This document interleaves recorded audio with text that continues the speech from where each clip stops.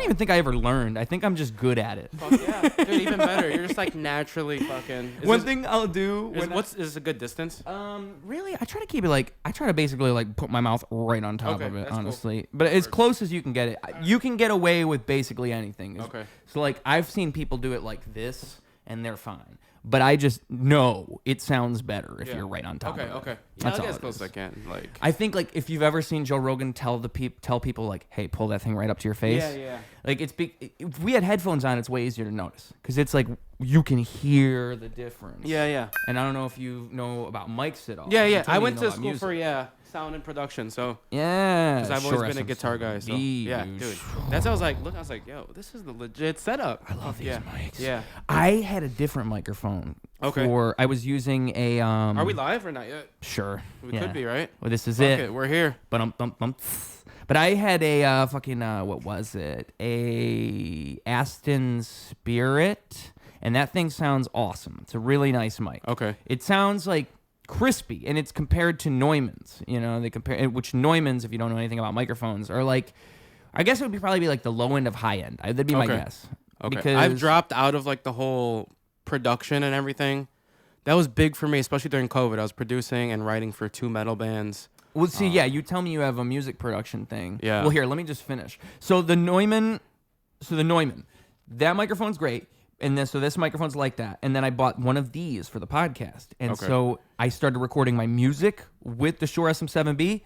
Bruh, this thing is like butter. I don't even understand what magic it is, but it's like butter. And you gotta figure it out, dude. When they sell it to you, what they always say is like, oh, this is the album they recorded Michael Jackson's Thriller on.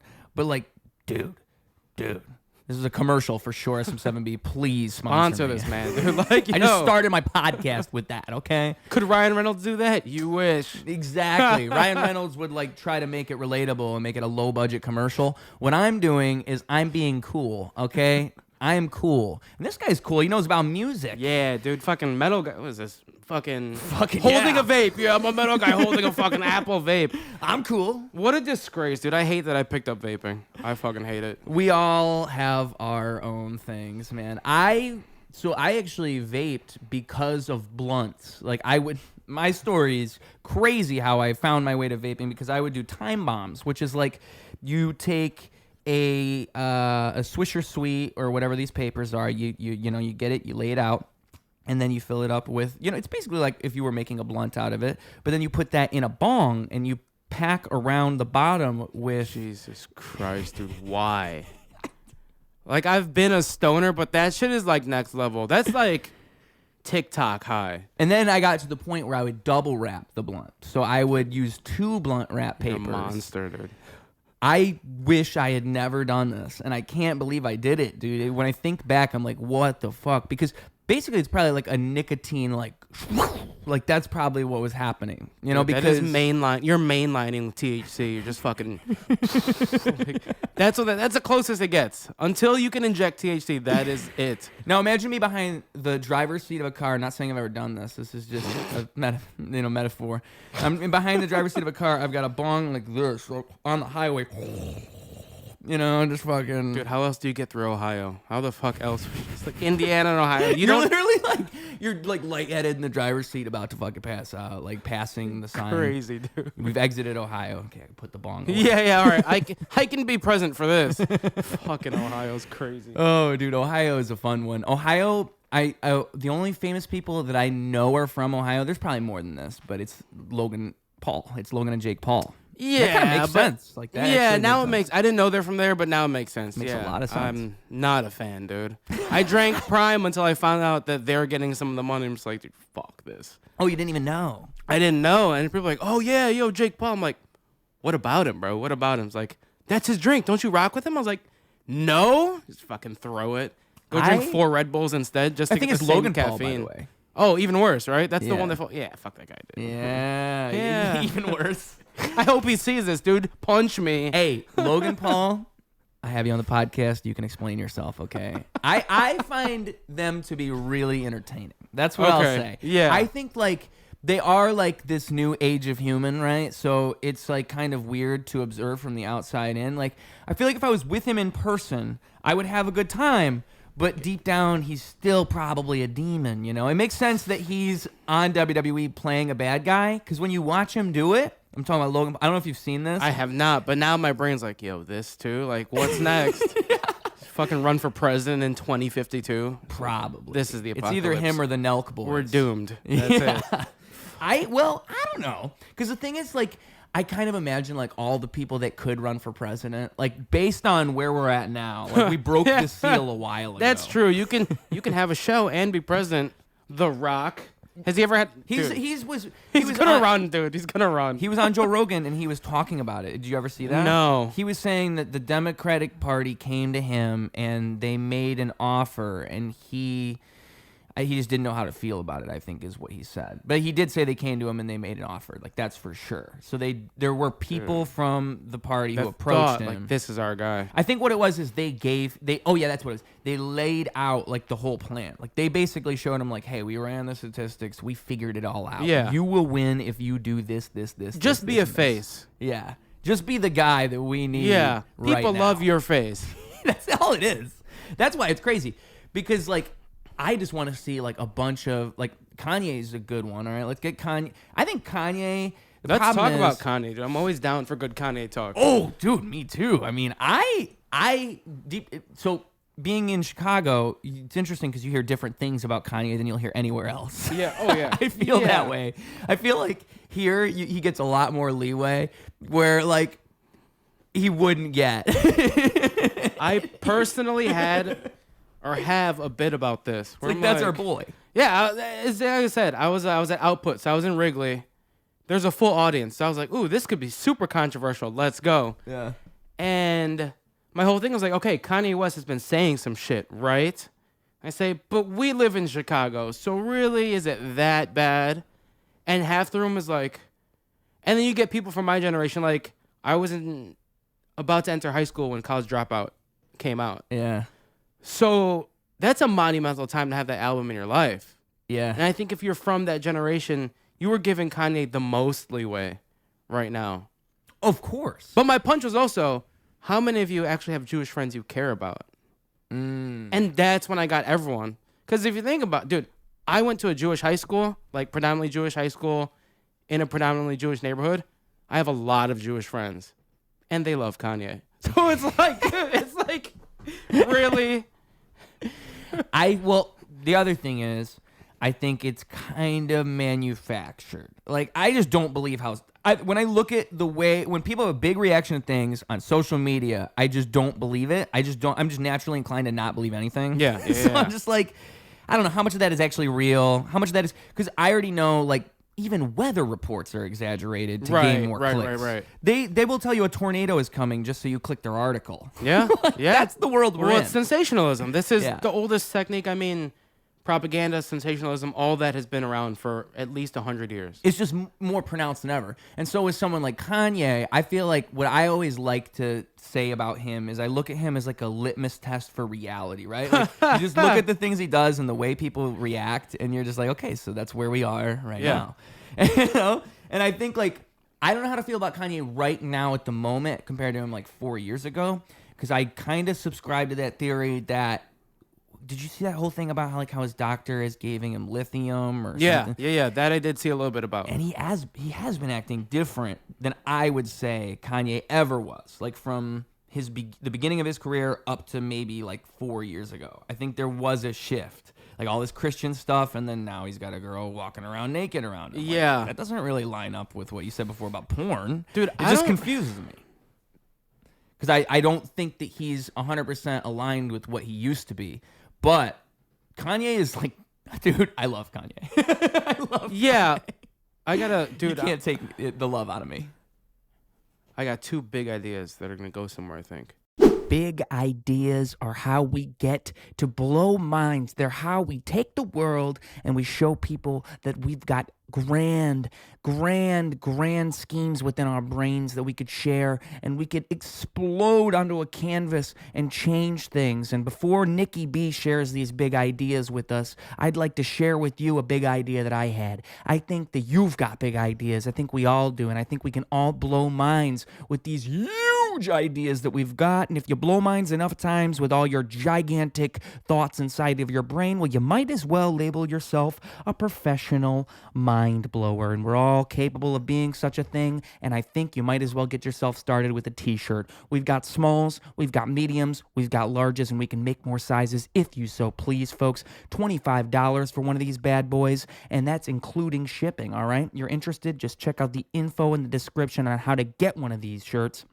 And it's a great way for you to support this show. I need your guys' support. It's how we make this thing grow and get bigger and better all the time. Now, say you want to support this show, but you don't want a t-shirt. Well, don't you worry. We got you covered. There's this little thing we call Patreon. Patreon. $5 a month, the price of a coffee, the price of a beer at the bar, and you let us know that you love this thing that we've got going on, and I love doing it for you. I love putting out an episode every 3 days with all these amazing people, all these professional mind blowers that we're bringing inside of the Ruse studio. Right over here in that corner is where we're sitting all the time, and I want to bring more people in this room, and the only way that's possible is through your support, all right? This ship does not run itself. It takes effort, it takes time, and basically I'm running on fumes right now, okay? I'm just making it happen through miracles. So please help me. Please let me know that you like what we're doing, because it really means the world to me. Every single bit of support. Even if you don't go on the Patreon, just drop a comment. Just hit that subscribe button. Just let me know that you're liking this, because I really appreciate you guys for checking this out. I really appreciate you guys for stopping by, and I want to keep doing it. I want to make it better and better all the time. So please give me that proof of concept. Give me a little moolah. Give me a little like button, all right? Give me something, because I really need it. Every single drop, every single drop of support. I'm like, oh, thank God. Thank God. It's like I'm on life support over here. Seriously, though, I appreciate you guys. Please consider doing that. It helps a lot, more than you know. The other thing I want to tell you before we get back to the episode is I've got a big thing coming up. This is the first time I'm saying anything about it on social media, but I'm really excited. I'm going to be at Roast Battle Chicago coming up May 1st. I'm going to be rapping at the end of the show. I'm going to be doing a freestyle to kind of tie everything up, just do it at the very end and bring everything together into one big freestyle, a bunch of callbacks. I'm going to throw a couple roasts in there. Super exciting. Glad I'm going to be partnering up with Roast Battle. Roast Battle is a super awesome thing for Chicago comics, for the comedy scene in Chicago in general. They're doing freaking awesome stuff. It's inspired by rap battles. It's basically just two comedians going at each other, and I get to get on that stage and go at them. So please stop by on May 1st. Catch me live. Watch me destroy these mofos. It's going to be an awesome time, and Roast Battle's always an awesome time. So you might as well stop by just to enjoy that. I mean, I'm just the cherry on top. Now, with all that being said, let's hear about Nicky B's amazing, mind-blowing ideas. Kanye, dude, Netflix, if you ever see this, YouTube, they should live stream a whole psychological just like fucking gamut for this guy. Get like one of the best psychologists in the world, psychiatrists rather. Okay. In the world. Do this shit live. Yeah. You know, that would have be like the most viewed thing ever.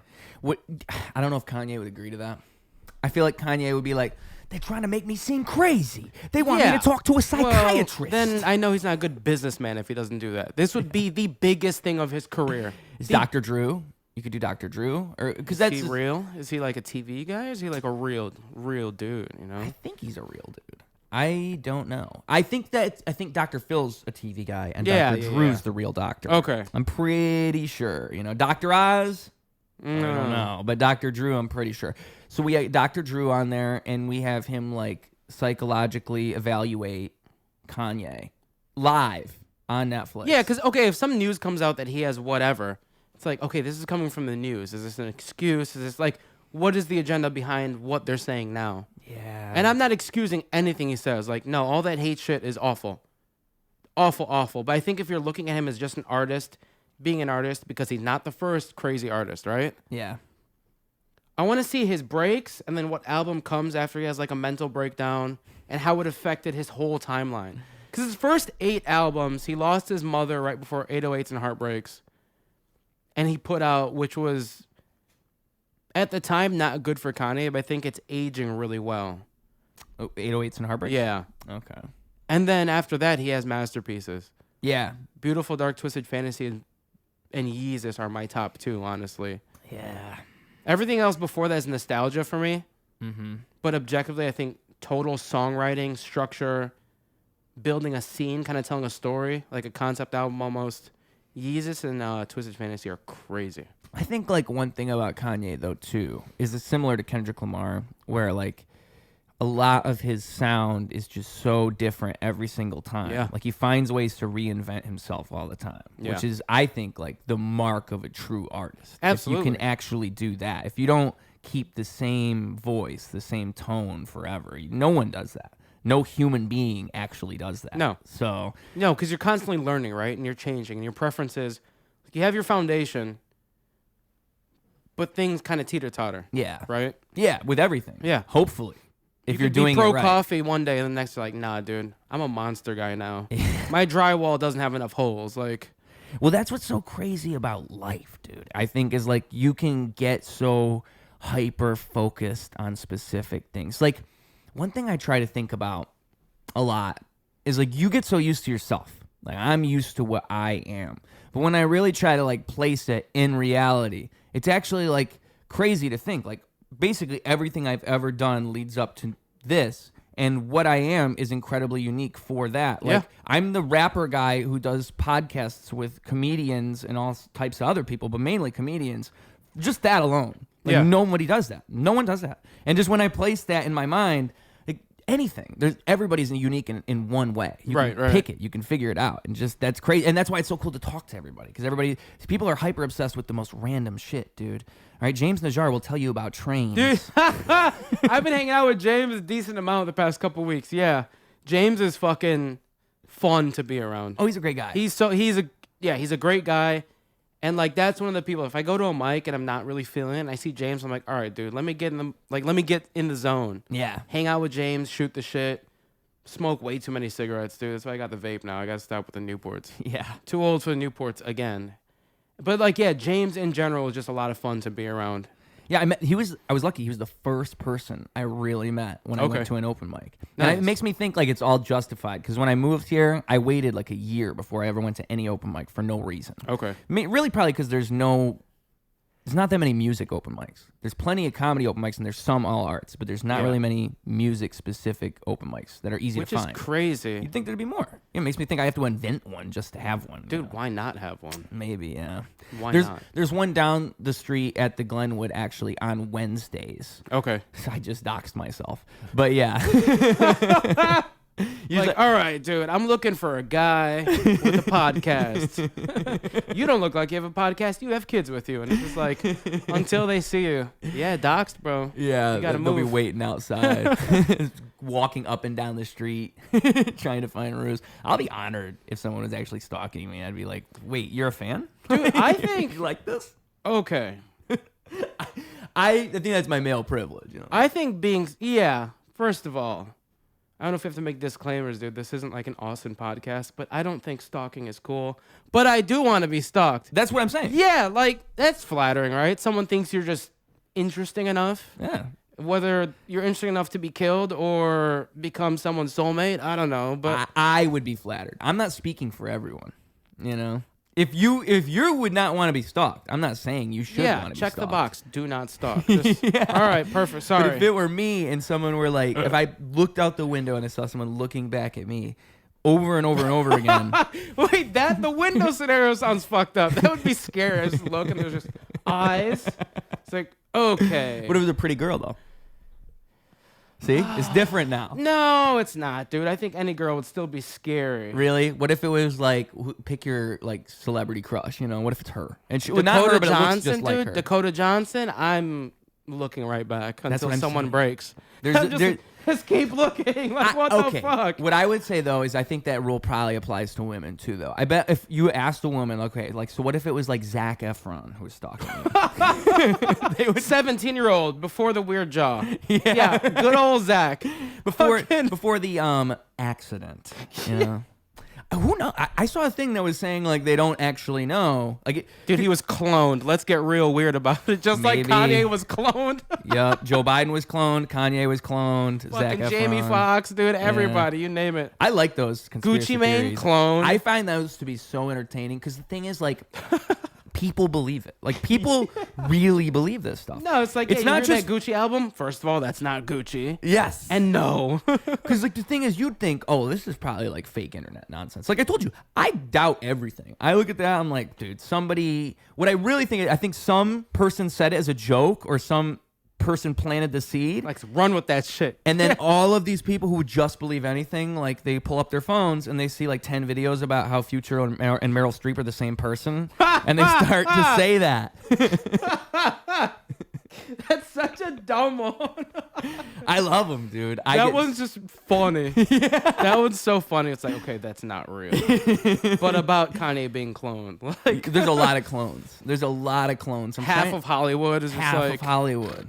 Well, like, okay, so I've seen YouTube videos with Joe Biden in particular where they'll go through all the years and they'll like, all the comments will be like, that's not the same person. That's not the same person. Look at that mole placement by the left ear, dude. It's not him. Moles don't move. Then someone puts like a Wikipedia article. It's like, yeah, they don't. Read here. It's just, dude, Reddit is like a crazy place for any sort of... Yeah. It's not even conversation. Just for any exchange. I don't like... I used to like Reddit, but I feel like on Reddit, everybody like wants to fight and they don't even want to like... Like, it seems like they're kind of biased. Like, most of the time they're biased in any given subreddit. Like, it's like there's an obvious... I can't say certain things or else they'll hate me. Yeah. And it makes me sad because, like, they want to fight. Like, if you want to fight... That's it. Yeah. It's just like, that's the hockey players throwing down the gloves. Like, it's like hockey. You enter Reddit and that's it. Like, someone's going to fight. Reddit's Should like lacrosse, you know? They're just fucking beating each other's asses. Yeah. Yeah. Does lacrosse have any non-white players yet? I don't know. Honestly, I didn't even know lacrosse was a sport until like 6 months ago. Are you serious? I've heard of it, and then someone mentioned how violent it was to me, and I was like, wait, really? And I looked it up, and I was like, holy shit. Because it doesn't sound like it'd be super tough. Like, hockey sounds tough. Lacrosse, you're just like, it sounds like golf or like a country club sport, which it is, but it's like the goons of the country club. Mm-hmm. Yeah, like the plumbers that did really well that still want to fight shit. Yeah, no CEOs are playing lacrosse, but... No, dude. No, dude. I won't be a CEO for long. No. CEO Sir, you went from CEO to CTE. Step down. Resign today. That might be a good title for a podcast right there. That might be CEO to CTE. That'd be a good name for this one. That's awesome, dude. I'm going to have to write a bit on lacrosse just not being a real thing now. Lacrosse is just any sport where it's totally regular to beat each other's ass. Yeah, like where it's not the sport. Like if it's not MMA, it's not. Lacrosse. MMA is, to me, is also... Imagine golf if they just started whooping each other's ass. Anyway, MMA is not a sport, you say? No, it is not in like the... I don't know. It's a sport in that it's athleticism. Yeah. Oh, no doubt. The athleticism, the duress, the fucking fortitude, and the mental ability while it lasts. Yeah. It's... I think there needs to be a distinction between sports and like... Because I don't think golf is a sport. I've played my whole life. I don't think golf is a sport. I view it as a game like chess. Right. Or as, you know... But it's competitive, I think. It's super competitive. I guess. Yeah, it'd be like calling chess a sport in a way. I mean, how is it similar to chess in a way that it's not similar to other sports? Golf. How is golf similar to chess? Like, I think the pacing overall. Okay. Right. Because it's like, it's not like boom, boom, boom, boom, boom. It's kind of slow. It's kind of paced out. I think that might be one of the only things, because golf is you versus yourself, and then there's, you know, a scoreboard. Right. But you're in your head. You can fuck up, and you have to bounce back on your next shot, or you spiral down. Similar to comedy. If you hit 3 mics a night, your first one you eat shit, are you going to bounce back and actually, like, lock in for the next 2 and make sure that you're doing the best you can? Right. Or do you fuck up at 6:30 and let that ruin your next 6 hours? Yeah. And then you lose sleep. And then you're tired. And then it's like, you know, you want to kill yourself more. More than you did. More than you did enough. Before you became a comedian. Yeah, before. It's just like a slow descent into hell. Yeah. Yeah. Well, what I was just thinking is like you could probably call anything a sport, really. If you really wanted to, you could probably call comedy a sport. Because of that, because it is kind of a game that you play over time, and it is competitive, and you can win and you can lose. It's just the difference is that there's no scoreboard in that game. Yeah. But everything can kind of become a sport. And I think like thinking about it that way probably would be better for you. Because like a sport, you can't get fatigued, like you said. You have to like stay in the moment. You have to kind of roll with the punches. You can't mid-game bail out, because if you do that, then you just bailed out. And now the rest of the game, you're not even there. You suck ass or whatever happened. You know, it just doesn't work that way. And I think the way that you measure your success is very different. So like, think a basketball player or a volleyball player. They can measure their vertical, right? They need to train harder than gym. I need to be more athletic. I need to be more fit. I need to be a certain build to be able to jump an extra 3-4 inches. Yeah. As comedy, your measured success, like, yes, getting booked, I think that's the ultimate goal for a lot of people. I want to be booked X amount of times a week. But so then how do you measure success before you can get booked is what I'm saying is... Like me being new, my measured success is just being more comfortable with like accepting failure or being able to actually work over a room of people that have been doing this for a long time. That's all I have. Up until I produced that show that I threw with Xavier on this past Sunday, I didn't have any real measure. Yeah.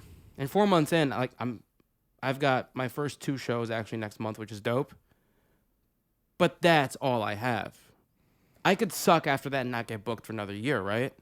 So your measured success kind of like comes crashing down on you. Where like an athlete can have a good game but not be as good as he wants to be. Like he ran for 220 instead of 260. Yeah. Yeah. And it becomes so relative. Like the expectation that you place on yourself and your mind. Like people would say, oh, you did a great job just now. And then you're thinking like, fucking no, I didn't. Like, yeah, it's like, well, I'm still not booked, so how great can it be? Exactly. And I've said that before and just like, a joking, but also like, I'm not booked. I suck. I'm wasting my time. Yeah. But yeah, I love saying that. It's like, yeah, I did great, but I could have been doing this on a show if I was really great, you know? Yeah. Not at an open mic. See, I don't know. I don't know what is better. Like, I think it's good to have that type of standard for yourself. Like to expect greatness out of yourself is the best possible thing you could do, because you're naturally going to do what you would have to do to become great. Like, that's just how it works. But also you can torture yourself doing that, you know? Oh, absolutely. And I think like there's so much wisdom in like Zen philosophy and that idea that life is suffering and life isn't ideal, and you do place all these expectations on things all the time. But if you can just not do any of that and just appreciate the present moment you're in right now for what that is, beyond words, beyond conceptions, just that thing that's right there in front of you, that's where the magic is. And if you can do that with, like, you know, I'm not getting booked, but I'm meeting all these people. I'm developing this community around me, and also I'm getting better. I can feel myself getting more comfortable every single time I do this. That's super valuable. And I think like one thing too that you always see every time is people will get really popular. They'll blow up like they wanted to, and then they'll say like, "Oh damn, I didn't even realize how nice it was back then before I had all this shit that I thought I wanted." Okay. Because the success there's so much pressure. There's so much extra shit you didn't even really think about. You wanted people to pay attention to what you were doing. Yeah. And you were missing all that shit you had right there. And then now later you're getting all this shit you thought you wanted, and it's like, oh damn, like because then now there's an expectation, right? Like if you have a Netflix special, your first one, and you're coming off of all this momentum, so you're hot, and it's probably not gonna suck. If you've been working 8 years for something and you finally have that break, you're not gonna fuck that up. But it's following that up. Oh, that too, yeah. Because let's say it's your second special, that'll make or break you. It's like, okay, you are the real deal. You've put out now 2 in a period of like 4 years. You've put out 2 good specials. Then now you have, I think by 2 good specials, you would have diehards. Oh, the way that things work now, dude, you don't even, before you drop your first special, you have diehards because of clips online. Yeah. It's not the same. It's a whole different world. Do you think every follower you get on Instagram, let's just use Instagram as a metric, would every follower be a fan? No. Okay. But the thing is, you don't need that many fans to be successful. So say you have like millions of followers. There's people like that don't have that many fans. Like they don't have people who would buy things if they put things out. If I gave you a way to monetarily support me, would you commit to that? I think that's what makes someone a fan. Like if they're gonna actually purchase your content. If they can't come see you because you're not in their city or whatever, but they still rock a shirt. Yeah. And then people say, "Oh, what is that shirt? It's so and so. Check it out." So those one good fan can turn into 3. And what I was going to say is you don't need that many. Like if you had like with Patreon, it's a great example because so many comedians are doing that now. Okay. Comedians have basically. There's a reason, for one, that comedians took over like the podcast world. It's because they just bullshit anyways. They're just the people that are always doing that. Yeah. And so one of them realized, let's do this in front of a microphone, and then a million followed. That's it. That's what it was. Because that's how podcasts were born. Was that? Yeah, dude. Most conversations I have with comedians are way funnier than any material that we are presenting at a mic or a show. Yeah. And it's like, fuck. We just need like a mobile mic, and just when we're shooting the shit. Way funnier things that we can't even remember. Yeah. But it's just so in the moment and conversation's flowing. You're just like, damn, we are funny at least to each other. Like, fuck the 20 people in that room. You two love me. Yeah, 2 fans and 18 not even followers. It's like, and back to that with the Patreon. So, like, if you make a Patreon around your podcast and you get, I think Matt and Shane's Secret Podcast, they were one of the top Patreon people on Patreon. Yeah. And then I think History Hyenas got like a ton of people too. And History Hyenas, not a super popular podcast. Like it's more popular now than it was before because it just returned. That's Krista Stefano and Giannis Papas. Yeah. Okay, you know. But so they had so many people on their Patreon that was like super successful for them. And it's not like they're getting hundreds of thousands of views. It's just that they have so many dedicated followers that are willing to pay for content. Yeah. And those people will buy merch. Yes. And buy tickets. Yes. And tell their friends. Like that's the best fan you could have. I think like a lot of it's just because it's podcasting, because it's long form content. Those people, I feel like they have like a true connection with these people. Because podcasts are therapy for a lot of people. Like long commutes to work, always on the train, or just at home like cleaning, just regular mundane bullshit stuff. Yeah. The podcast for a lot of people is kind of like their hit, their Adderall is like, can't do this without a podcast on in the background. I mean, that's literally, I think the reason I know how to do podcasts is because I consume a ridiculous amount of them. Okay. I listen to podcasts more than I ever listen to music. I can really guarantee you. Dude, that's interesting. That is, wow. Because I used to be big on podcasts. Up until the past 3 years, I'd say I've just gone back to just like strictly music mode, finding new music, finding new things I enjoy. Yeah. But I did enjoy podcasts. I think it's when they became super mainstream and everyone listened to a podcast. I'm like, I'm going to be the boomer here. I'm done. When would that be though? Maybe, I feel like 2022 was like a real time where all of a sudden everyone had a podcast they loved. Yeah. See, when I had Mercado Goods, he's the clothing brand. I had him on here, and he was telling me about like how he thinks podcasts are like the next big thing. He was so adamant about it, and I just thought it was interesting to hear someone say that because you always hear how like how. At least I was hearing around like 2020, 2021. I don't know if you listen to Tim Dillon, but he would say I've seen a couple or listened to a couple. He's a great when in like the podcast world. Yeah, he's like Bill Burr and like a few others. He's just great at talking for an hour by himself, which is a talent if you ask me. It is. There's a reason I have guests on this show. Just this is Ruse, the guy with time bombs while he's driving. Like. Yeah, right. Just do time bombs on the podcast. That'd be wild. Get me views. That would. Yeah. But anyway, so you're gonna definitely kill some person. It's dangerous. Do not try this at home, you know. Only at Ruse's place. Then to start bringing guests on, passing it around, you know. That's fucked. Yeah. Well, listen, man, it's my show. Yeah. Do it. I'll watch. I'll share. Like, that's fire. That's a good idea. I wonder what you'd call that, like the time bomb, like the tick tick boom. You could call it tick tick boom. Is fire. Mm-hmm. And the first person that starts drooling, they gotta buy the food for everyone. Be like, I'll have written rules that I'll pull out. You know, no drooling, no sleeping. You gotta buy the food. There's Chinese nearby. It's up but to if you die, you go up on the wall. You're a legend. Yeah, your picture gets on the wall. Yeah. What an honor.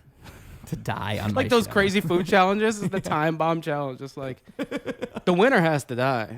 You're gonna get at least one death if you do that long. You get one Hall of Famer every 3 years that just died right away.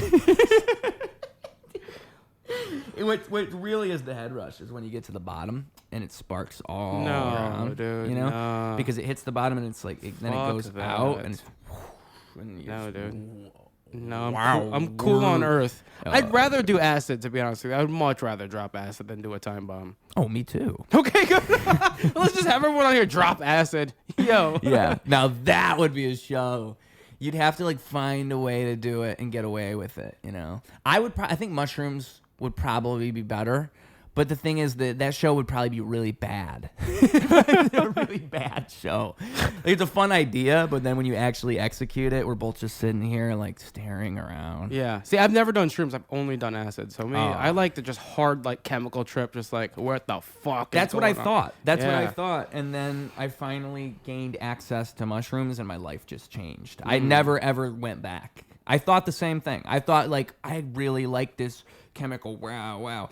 And it lasts it lasts forever. That's the other thing is like it's like 12 hours later and you're like I think there's still remnants. Dude, I go to work the next day and I'd see stuff happen in like 4D. I'm just like, yeah. did you guys see that? It was glowing. And they're like, bro, what the fuck is wrong with you? I was like, nothing, man. Can I just have my table needs their food. Just like, they're hungry. The food is moving. Yeah, oh, these wings are sick. Like, what the fuck? I think these chickens are still alive. Something's wrong. You're crying, dropping off to their table. Thinking about the murder of animals. They're about That to is- eat live chickens? Yeah, that is exactly what it would be. If you were like full on tripping. You've never microdosed and went to work, have you? You ever do No, that? I just go mega, dude. I go all the way. You've never microdosed at all? I have like little capsules for shrooms to microdose. I just want to do acid, dude. I just want to fucking trip, you know? I heard someone say once that microdosing is like an excuse to get a little high, and I think it is. I feel like that's what I'm doing when I microdose. I'm like, yeah, but do I want to be completely... But you rationalize it because you're thinking in your brain like, well, microdosing is going to make my brain have superpowers, you know? Yeah, that's what everyone makes it seem like. It's like you're just lucid all day. It kind of... The thing is, it's easy to step over the line. That's the Yeah. problem. And Especially if you're like, if it's a tab and you're cutting a tiny piece off. Yeah. I mean, holy shit, dude. You're playing with fate there.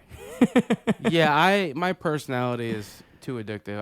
I feel like everyone says that now, but like, Oh, I know I am. I can't. There's no microdosing. It turns into like, Dude, I told you I had time bombs, right? yeah, you're. I'm a next macrodoser. level. That's right. I'm just. When it comes to mushrooms, I like to do like crazy doses if I can. Okay, I like with acid, I never did that. With tabs, I never went up to like 2 tabs, 3 tabs. The most I ever did was 2. Yeah. I never did like 3 or 4 or 5. That's crazy. No, that you don't come back from that. Like you don't come back. Your body's here, and everything else is just fucking in a black hole, just swirling. I think for most people, yeah. That's like how you induce psychosis. Yeah. Well, I think psychedelics are like temporary schizophrenia. That's really what I think is happening. Damn, doesn't sound in like a way. bad deal. It's kind of nice. It makes you understand it a little better. Yeah. You're like, wait a minute. Like, imagine if everything was always connected all the time. Yeah, dude, this is. That'd be really stressful. I'm just being sold on doing acid more and more. It's been a few years. Actually, it's been since COVID. Really? So, wow. I had my first bad trip because I went to the zoo on acid, and I was like, yeah, someone should have warned me about this. What went wrong? Dude, I just feel the pain of the animals just trapped. I was like, oh, the giraffes are hurting. I got like super nauseous. And then I saw jellyfish in the sky. I'm just like, dude, get me away from here. There's too much going on. It's like the Matrix of those fucking jellyfish things in the third one, I think. They were there. They were there. They were with you there, dude. I was fucked. at the zoo. This is a bad place. Like, these animals are not supposed to be there. Yeah, the giraffes are screaming. I'm like, dude, get me out of here. Oh, they're captivated. It's fucking. Oh, dude. And they're just, the monkeys are just like fucking confused looking You're at you. We evolve into that? No way. Right. They're actually like glad they're in the cage. Yeah, I'm having fun throwing shit. If I get lucky, a kid will drop in and I can whoop him. Fucking. They're just waiting for their moment. Yeah, I don't know, man. I feel like See, okay, so like the thing, it's been so long since I've done acid, but my experience always was like it just feels like your whole everything is lit up. You're just lit up 100%. It's like if I took you and I went like, and it's like you're just, and you can feel like everything. Like your skin feels like different. It feels like extra sensitive in this weird way. One way I would always know it's kicking in is I would like, damn, like my skin feels funny.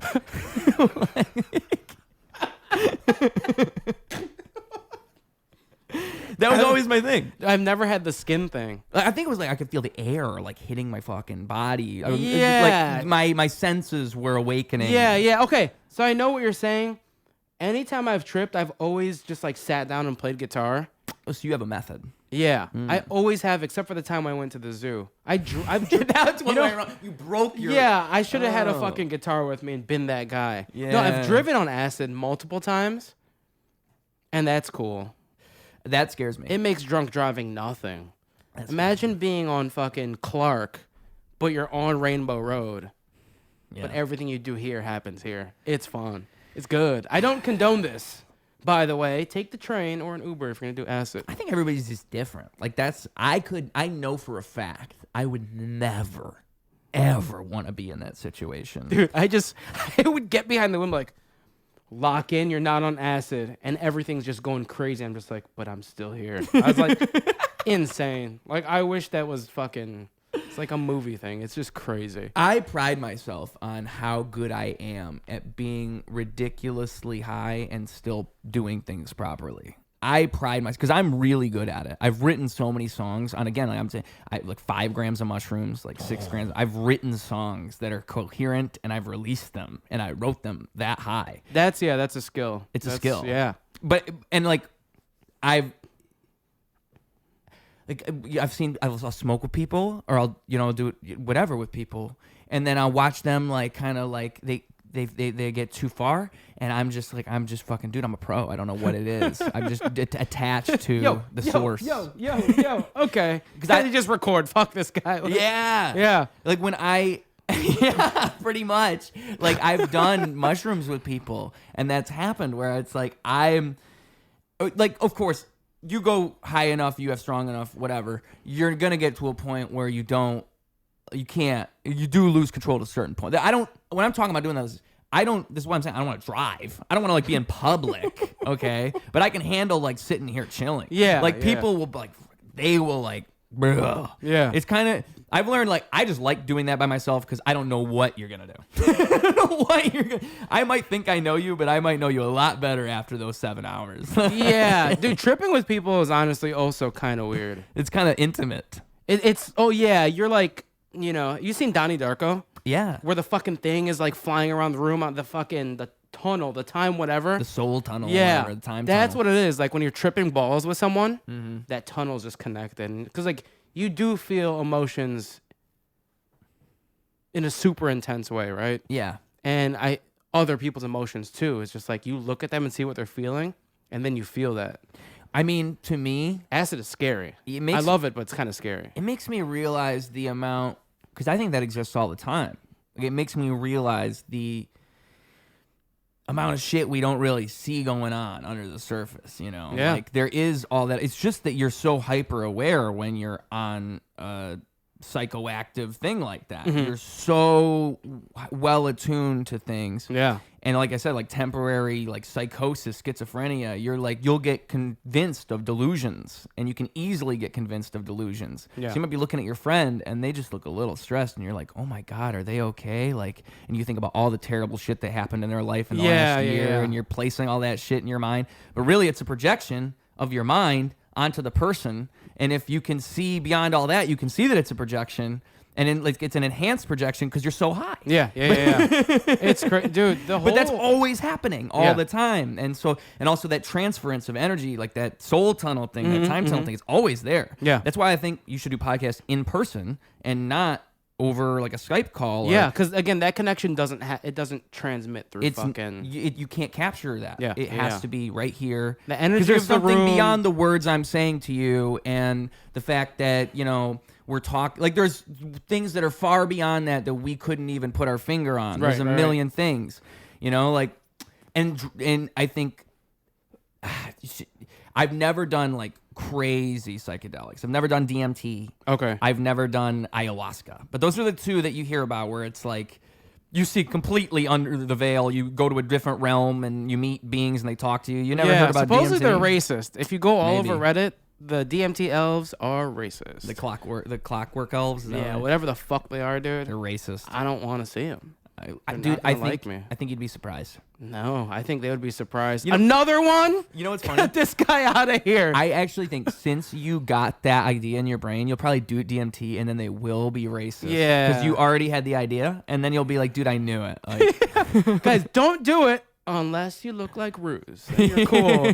Hell of a time. Would have loved to be there. But my experience felt like 1945 Birmingham. Like, not good. Terrible experience. go there. This is slavery all There, over you know, in again. the DMT world, there's no Martin Luther King yet. Like, what the fuck, dude? Be such a bummer, dude. You go to DMT world and it's just really bad. I mean, It's like, oh man, how long does this last again? Like, holy shit, I gotta go back to Chicago in 2025. yeah, yeah. Crazy. But also, what's it? Salvia. You ever hear about No, Salvia? dude, because I saw videos of that when YouTube first came out, and it's like dudes jumping out of the living room window. No. I was like, I don't think I need to be at that risk. Oh, it's fine. First floor, it's fine. You just need a good friend. You need somebody there with you that knows how to use handcuffs, right? Like somebody who can restrain you. Dude, that's probably worse. Wouldn't it be? You're handcuffed on salvia, and you're just like, you probably like break your wrist through it on some like saw trap shit, Yeah. just so you could jump out of the window. No, that's Flocka, or whatever that thing was. That was making people yeah, like zombies. eating faces off in Florida. Only in Florida, and like I think everybody just collectively forgot about that. people forgot about that. People also forgot about Waka Flocka, the better Flocka, dude. What is that? A song with him and Machine Gun Kelly? Oh yeah, Wild Boy. yeah. Fuck, man, who knew Machine Gun Kelly was gonna turn out to be what he is? It's a bummer. He's like an actor / punk revivalist. I have a friend who really likes Machine Gun Kelly. Like, he wants to model his thing after Machine Gun Kelly. And I respect that, but I just don't like the way that he's went with his career. It's kind of, I mean, like, okay, really, I think he was doing all right. And then he did that whole Eminem thing non-ironically. If he had been more...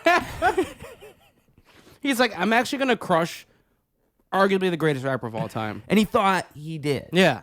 And people who like MGK still think he did all right there. That's the thing. Is He's sold enough delusion. you just need enough fans, man. Yeah. We've He's talked had about fans. He's lost followers, but he still has like 260 people from Ohio that are like, no, he killed M. Fuck Detroit. this. Yeah. Yeah. Fuck 8 Mile. Skinny dudes with dyed hairs and neck tattoos. Wild. And I love those guys. I do too. But I just wish that, because Machine Gun Kelly, like, sometimes he'll go back to it. He'll do an actual rap song. Okay, And you're like, oh interesting. yeah, he can still rap. Like Okay. But he does so much shit where it's like he's trying to do that Kanye, Kendrick thing and reinvent himself. And you're just not that guy, pal. He never hit that level as a rapper anyway, Yeah, right. where someone who was a fan of him as a rapper would follow the transition and genuinely try to be a fan of that. And that happens all the time. Because look, Kanye, when he did, I don't know how familiar you are with Yeezus as an album, but I know you're a music guy, so you have an idea. Yeezus was more of an industrial album than it was a traditional rap album. Yeah. He had, was it Gazafelstein and like some heavy... Well, that's why it was kind of controversial too, because it Yeah. was pushing the boundaries. 2012 wasn't ready for that album. No, that's crazy. It's like ahead of its time. And that's what makes him fucking insane. Yeah, Not excusing anti-Semitism. yeah, But as an artist, purely an artist, like if you look at every artist objectively, like forget about Macaulay Culkin, Michael Jackson, whoever else does weird shit. If you just look at the art that's being put out, Kanye has had more albums ahead of his time than I think anyone. yeah, yeah. This is the thing that people don't understand is you get upset with people for like being crazy or whatever you define as like wrong. But the problem is like those people usually make the craziest best things. It's the problem with reality. Like I was thinking like even with like people like Harvey Weinstein and Diddy, dude. These people did terrible shit. But if you look at the shit they curated, I'm drawing the line, dude. I don't fuck kids, dude. Like, it's so No awful. way. No. I'll call someone a Jew, but I won't fuck a kid. Right? Like, Exactly. You would never, ever condone the things that you find out they did. You're like, oh my God, they did what? But then you think about it and you're like, all those hits that you like that Diddy was a part of, and you're like, damn, dude. that's rough because Diddy in like the mid to late 90s had some really good artists around him. Mace, fucking killer. If it was a Diddy and Mace song, it was a hit. Mm-hmm. They're good. They still come on. I'm just like, can't skip it. I can't, dude. I can't skip it. Exactly. It's Like the music videos with like the puffy coats, fucking like bright colors with Biggie and shit, and like in the middle of Vegas or wherever they were, like, bro, yeah. if you grew up with that shit, like, I'm not skipping the track, dude. I'm not skipping the track. And that's the problem with all of it is like it just gets so hard to even know what you're supposed to do. Yeah. Dude, listen to the song, just leave children alone. Yeah. And then it's fine. That's Don't touch it. kids. That's Check it. my internet history. I don't fuck with kids. I think that's the lesson you should learn. Yeah. Like don't delete all the songs and all the movies. Just learn the lesson. Just be like, hey, we all didn't like that. We would lose like 5,000 movies if Harvey was just scrubbed. Yeah. Can you imagine they just scrub it all? And then like the butterfly effect happens and all the movies that would have not existed if those movies didn't existed, Yeah. we'd have no movies. We enter another realm. Of 0 movies. Yeah. Crazy. And then like 300 years later, people will be like, yo, there's this thing called the Mandela effect. We used to have movies.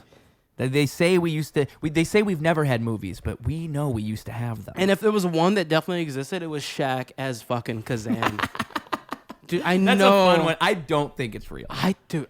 You saw it? You think you saw it? Dude, I know it has to be real. If it's not real, I'm part of the crazy people that think it's real. Dude, Really? it has to be real. I think that somebody manufactured a memory for a bunch of people. I think they maybe they misremembered and then they said it online. And everyone's like, oh yeah. Yeah. Fucking Reddit, dude. Maybe there was like a commercial where there was something, because the problem is it's the internet. Yeah. Like by now someone would have found it. There's just no Yeah. way. You could probably AI it now and really convince the people. I think someone did make a fake one. But still, if the Mandela effect is true and there is another universe that all you guys remember, I don't agree with the Fruit of the Loom one, though. That's the new one. They're saying there was no cornucopia. There was a cornucopia. There was. But the thing is, like, there's pictures of it. Like, you can find a picture that's not fake. Yeah, like, go to the right someone's fucking underwear. Salvation Army. You'll find one eventually. You'll find a cornucopia. These people are just not poor enough to know.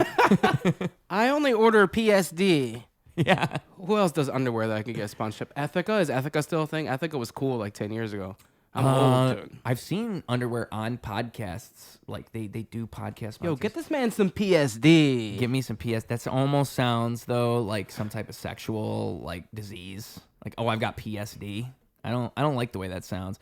I think they should rebrand. Is what I'm. Well, does it stand for something? Does PSD stand for something? I don't know.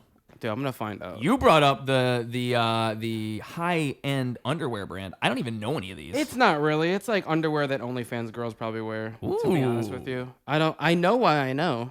I support people on their grind. Okay. Yeah.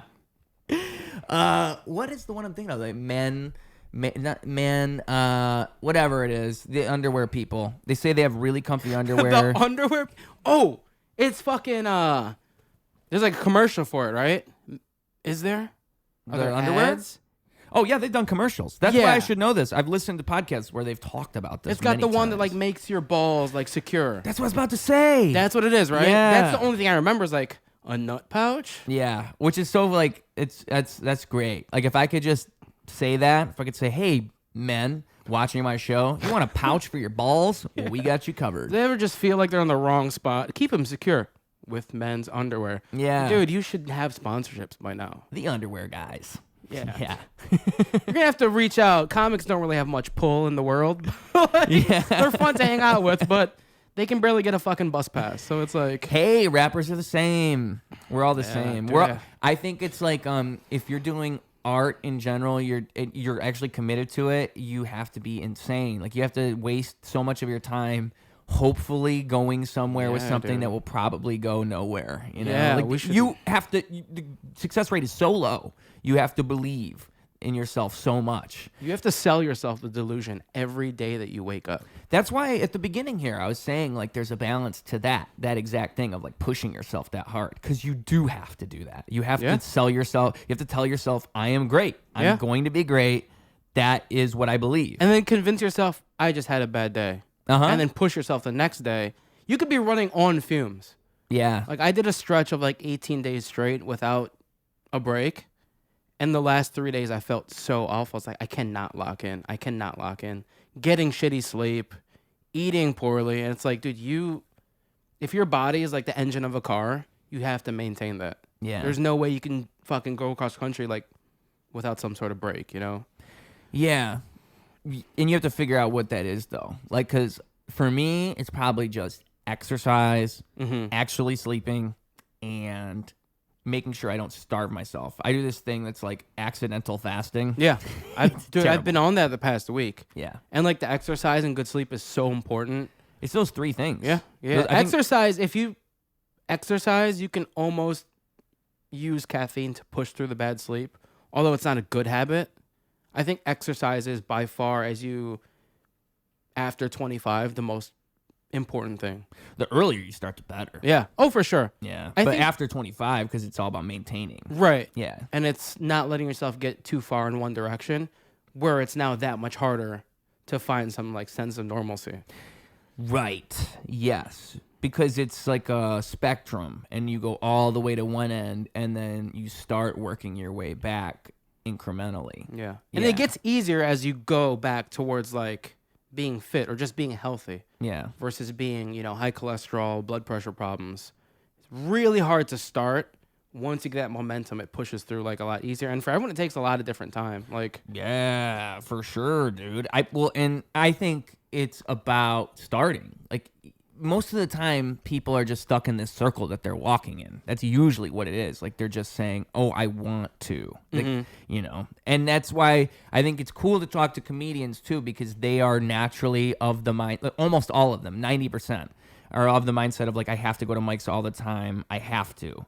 And then they just make them, not I want to, but I have to. Yeah. And that difference is monumental, because it's that like that incremental thing that you're talking about, that spectrum where it's like by choosing to do things, you slowly start moving back. Exactly. And that muscle in your brain that forces yourself to go will go. And then it's a habit. Yeah. And Claire Parlett, when I had her on here, she said something about like how success isn't linear, and also like to pick things. Like, do one thing at a time, like if today you want to focus on this, or like focus on that for a week and just do that. Like this week I'm going to focus on making sure to get my timing down. Like nothing else. I'm just going to focus on my timing on stage. And then you do that for a week or two, and then you move on to the next thing. And that's huge. Yeah. Yeah, it's huge. Because like we've said multiple times, you can grind the mics, but where is like, how do you measure your success? Yeah, because there has to be matrices, which is like, okay, my presence is this much better after 3 weeks of focusing just on presence. Don't care if my jokes land. I want to just I want people's attention. I want to command the attention of the room. Yeah. So you knock that out. Then you add the material. Then you worry about that material. And then it's, like you said, having these different things that you can check off. And even doing it, Claire Parlett told you this? Yeah. That's dope. That's fucking... Yeah, because it's major great. Key. It's great advice. It's great advice, because I mean, like, you could apply it. It's nice because it's universal. You can really apply that to anything. Yeah. You could apply that to your life. Yeah. Like this week, I'm gonna wake up earlier. That could be what you're doing this week. Just waking up at 8 a.m. or 6 a.m. or however. And sticking to it, not making those it. excuses. Yeah. Mm-hmm. And then you do that for a week, and all of a sudden, that becomes the pattern, the habit, and then you start implementing other things. Yeah, like I'm gonna cook my meals this week. Yeah. Yeah. I mean, like my thing now is a year ago, like last year in 2023, I think I released, I can't remember how many songs. I want to say like 26. I was trying to do a song every week, like close to that, or at least a song every 2 weeks. And I'm trying to get back to that pattern, but also do the podcast every 3 days, as I have been. Wow. And I've started to do the podcast every 3 days. I've managed to do dope. that. Nice. That's the way, dude. If I had a producer, it'd be 10 times easier. But it's just like this thing is like it's like a train of momentum, and the faster you can do it, the better. It makes sense that like the people who are on top of podcasting do them once or twice or 3 times or 4 times a week. It's because you can, the more you can, the better. It's not hard to do this. Right. What we're doing is not setup is pretty minimal too. I think a lot of people think you need some extravagant studio setup. Yeah. Yes. And you can be crafty. I mean, you can find used audio gear everywhere. And it's about just starting, and saying you want taking to. the leap. Yeah, because literally you get just something that can record you and another person, or just you, and then a camera. Yeah. Those are the 2 things you need. Some people don't even use the camera. Oh yeah, I forgot. It's just like straight audio also. Yeah. The camera's dope. I like seeing people's body language and interactions. Oh, you need the video. And just that should be the standard. Yes, it should be. Video, audio. I mean, just for clips alone. Because, I mean, so much of podcast isn't even the podcast. It's the clips. Mm-hmm. Like, people will find you through a podcast clip. It'll be just some random shit you said 3 hours into a conversation. Yeah. And that gets clipped, and all of a sudden, like, you get 100 more people who know who you are. It's just things like that. But, why the fuck did I bring that up? Starting habits, things, right? Yeah, because getting into the habit of doing that. Yeah, like you could do this every day, every 2 days if you wanted. It's just scheduling, and then it's just filming it and editing it and all this shit surrounding that. But it's building that habit, you know? I could do it every 3 days. That's the number I came up with. That's realistic if it's just me. And sustainable. So exactly. You don't hit burnout, then you're out for a month. Just like, impossible. Yeah. I mean, it's still crazy. It's still you could easily get burnt out doing that. Oh, for sure. It's like, it's surrounding, it's figuring out after that, okay, how can I continue this habit, but also do the other things I need to get done? How can I make a song every week now, or every 2 weeks, and still continue to do that? And it makes me have to evaluate myself and think like, okay, well, how much time am I actually wasting? Because there is probably a lot of time I'm just sitting here playing chess on my phone. Okay, yeah. I'm just doing Plus stupid shit. work, so it's like the work, it's 3 you have jobs. to work. That's crazy. Yeah. It is 3 jobs. 100%. It's really 4 if you consider like hosting the podcast and then editing it 2 different things. Yeah. Well, then yeah, it's the 4 editing jobs. is never the fun part. No. It's always shooting the shit. And then you dread starting the editing, but you know you need the content out. And that's the horror of the modern world for everybody who makes anything. Yeah. Is you are forced to do that. Yeah. But thankfully, I've just always fucked with technology, and I've liked editing, and I used to just do it for fun. Okay, so nice. I still don't like that I have to do it, but I can do it. But so many people now, like comedians, I feel bad for you guys. Because like not only are you expected to have content, but you're expected to have like quality content. Yeah, like, even the people who book you guys say, "Oh, well, we want like a good looking clip." Yeah, that's the way it is now. That's the world. It's inevitable. It's inevitable. Yeah, which is, I was in college right before everything made the big switch to like Instagram, and I was in college in 2010. So like Instagram was, I think, iPhone only still. And they were teaching us, like, you need to learn SEO optimization. You need to learn how to do meta tags. You need to be able to do these things because this is the wave. 15 years later, like, this is the wave. I should have paid more attention. Yeah. Because now I'm like, fuck, I need to look up YouTube videos, which I actually don't like doing. I would rather read still than, like, watch a YouTube video on how to do something. Yeah. I feel the same way. Well, no. I like the video. Like, not at all, actually, boomer. Like, you fucking old ass. I like reading more though. That's why I was thinking, because I do like reading way more than like reading things online. But you know, my simple caveman brain, I need a visual representation. Yeah. Like if I'm gonna read the text 10 times over, like, wait, so what the fuck are they telling me to click right now? Like, I'm gonna get mad. It does help to see it. Yeah. It does help, and probably saves time. Reading is probably just not that good anymore compared to like solid content with video. I prefer reading. I do, because the video falls out of my brain. That's what I've learned. Yeah. No, when you read like that actual act, just like how they tell you to study whenever, like that is real. Mm-hmm. It does like get fucking ingrained in your memory. That's why I prefer it. Yeah, I think it's like a shame that we've all been pushed away from it, and I think the way that kids learn about books, like the way I learned about books, was they would present books to you at school, which you may or may not like, and then that's it. Mm-hmm. And so that's like your whole introduction to books was that, where it's like you could have like, you know, maybe do a thing where it's a reading class and kids all pick a book and then they write about the book they picked or something. Just something where the kid can pick the book. Because that's where the fun part is like there's so many books about everything, and there's bound to be something that you're going to be interested in. There should be a book for everybody. Yeah, absolutely. Well, that's what made me realize books are great. I didn't read books after school until probably like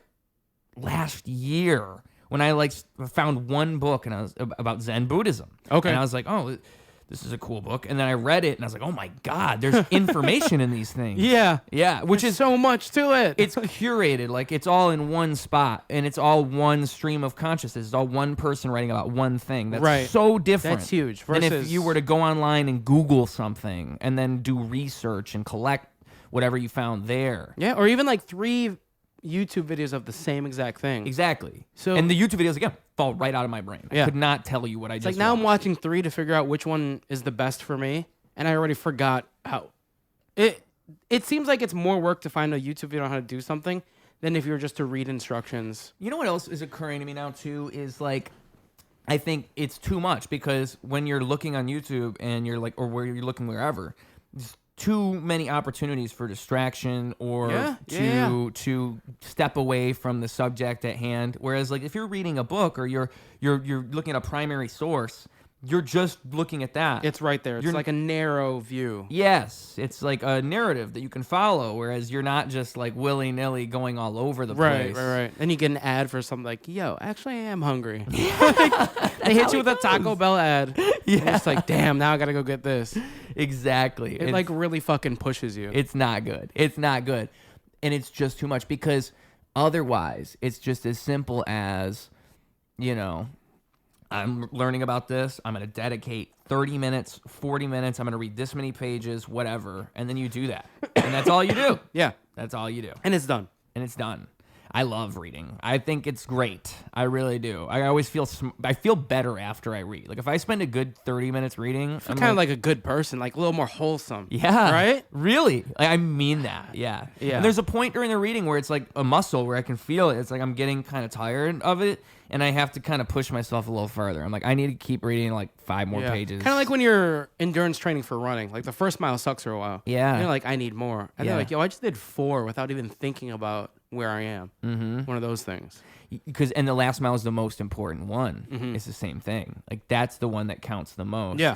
Other than those 4, because it's the one you want to do the least. Yeah, exactly. Andrew Huberman, if you've seen his podcast, he's got a great podcast. He's a neuroscientist. He started a podcast a couple years ago. It's really informative, but he did one about learning. And in that one, he was saying how like when you're learning, it's that moment that you don't want to read it is when you're learning the most. Like when you're studying, it's that like hour in that you're fatigued that you're actually learning the most. It's when you feel the strain. Yeah. That's when you're actually learning, which is the opposite of what you want to hear. You want to hear like there's an easy way to learn. Yeah. There's a way that you can learn that isn't. But no, if you really want to retain information, you have to stress your brain out a little bit. So I've seen that applied practically. Circling back to comedy, it's like we were talking about how many mics you can hit a night. Mm-hmm. I've had times where I've done shitty from 6:30 to 9:30, and then at 10:30 I'll go crush. Yeah. I'm like, okay, whatever it was in between that time, however I got myself to that point, like I have to remember that feeling. Yeah. And then you can go eat shit first 2 times again the next day, or you carry that momentum of feeling good, like ending the night on feeling good, and then you start the next day feeling good. Mm-hmm. And then you get like this unrealistic streak of just doing well. And then that first bomb after, say you have like 3 good nights in a row and then you bomb, you're like, fuck, I am trash. It's so easy to get knocked right back down, like to the start of the ladder. Yeah. It's so easy. Yeah. But yeah, that strain, like you're saying, is like when you're feeling like shit, you have to, someone just told me this, the way you break out of it and how you feel after you break out is when you grow. So it's the same way with the book. If you're straying an hour in and you push yourself, you're actually learning shit. Right. Yeah. Did I say before that I think all of life is about facing resistance? Did I say that? Because that's one thing I say a lot of the times. I think all of life is about facing resistance, and it's all like this muscle that you have. Yeah. Whether it's physical resistance, whether it's mental resistance, whether it's anything. Mm-hmm. It's that. And once you strengthen that muscle, it's like that spectrum we were talking about. Right. It moves you in that direction. Exactly. And it's all a spectrum of resistance. It's like how much resistance can you face? Because once you get into the habit of doing that, you're mentally and spiritually like hardened. Yeah, You can, yeah, you can 100%. face that more. Dude, absolutely. And That's why. and I think that's why people who face resistance in their regular mind are the ones who end up doing more things. Yeah. Because are used to it. They're constantly like in a battle with themselves, of Dude, course. that's so true. 100%. I've known that. So I've like been sick, chronically sick my whole life. Yeah. And people ask like, what have you learned? Like, how has it been being sick? I was like, honestly, I wouldn't have it any other way. Because certain things now, I'm just like, my metric for what normal life is so much further up the hill. Right. Because of just like a childhood of just dealing with hospitalizations and medicine and stuff like that. Yeah. So like, even someone's shittiest day could be a good day for me. Because like, hey, I feel well now. Or like, getting fired or being... Just any minor inconvenience means that much less to me. Yeah. And I don't like to trivialize people's problems. Like, I think everything has a different weight on everybody, obviously. But some of the toughest people I've met in my life have all been, like, sick at some point in their life. And, again, breaking through that wall and finding your new normal, whether it's medication that makes you feel good, therapy, surgery, whatever it is. Mm-hmm. I think people who have been sick in some capacity have a lot easier time dealing with just, like, daily shit. Yeah. Because of the relativity of it. Yeah. Yeah. Because it's like, I have seen worse than this. Yeah. It's like, hey, my dog just got hit by... It's a terrible example, by the way. Because this is sad to everyone. It's like, okay, my dog... Let's do a gerbil. My gerbil died. Gerbil's better, yeah. Yeah, no one cares about them, really. Yeah. My gerbil died. Maybe iguana. Yeah, Do an iguanas, I'm too. not an iguana guy, dude. They're kind of weird. I like iguanas, but still, like if someone told me their pet iguana died, I wouldn't feel the same sympathy. I would It's like a feel. dog or a cat. Yeah. Damn you people, not liking scaly things. It's my anti-reptilian brain, monkeys versus iguanas. It's a tale as old as time. This is the hottest topic on Reddit right now. Yeah. Has been since like 2010. Fucking crazy. Oh, shout out Reddit, man. Shout out Reddit. Reddit could sponsor this podcast too. Dude. I'll take Reddit. You should make a Ruse Radio fucking subreddit.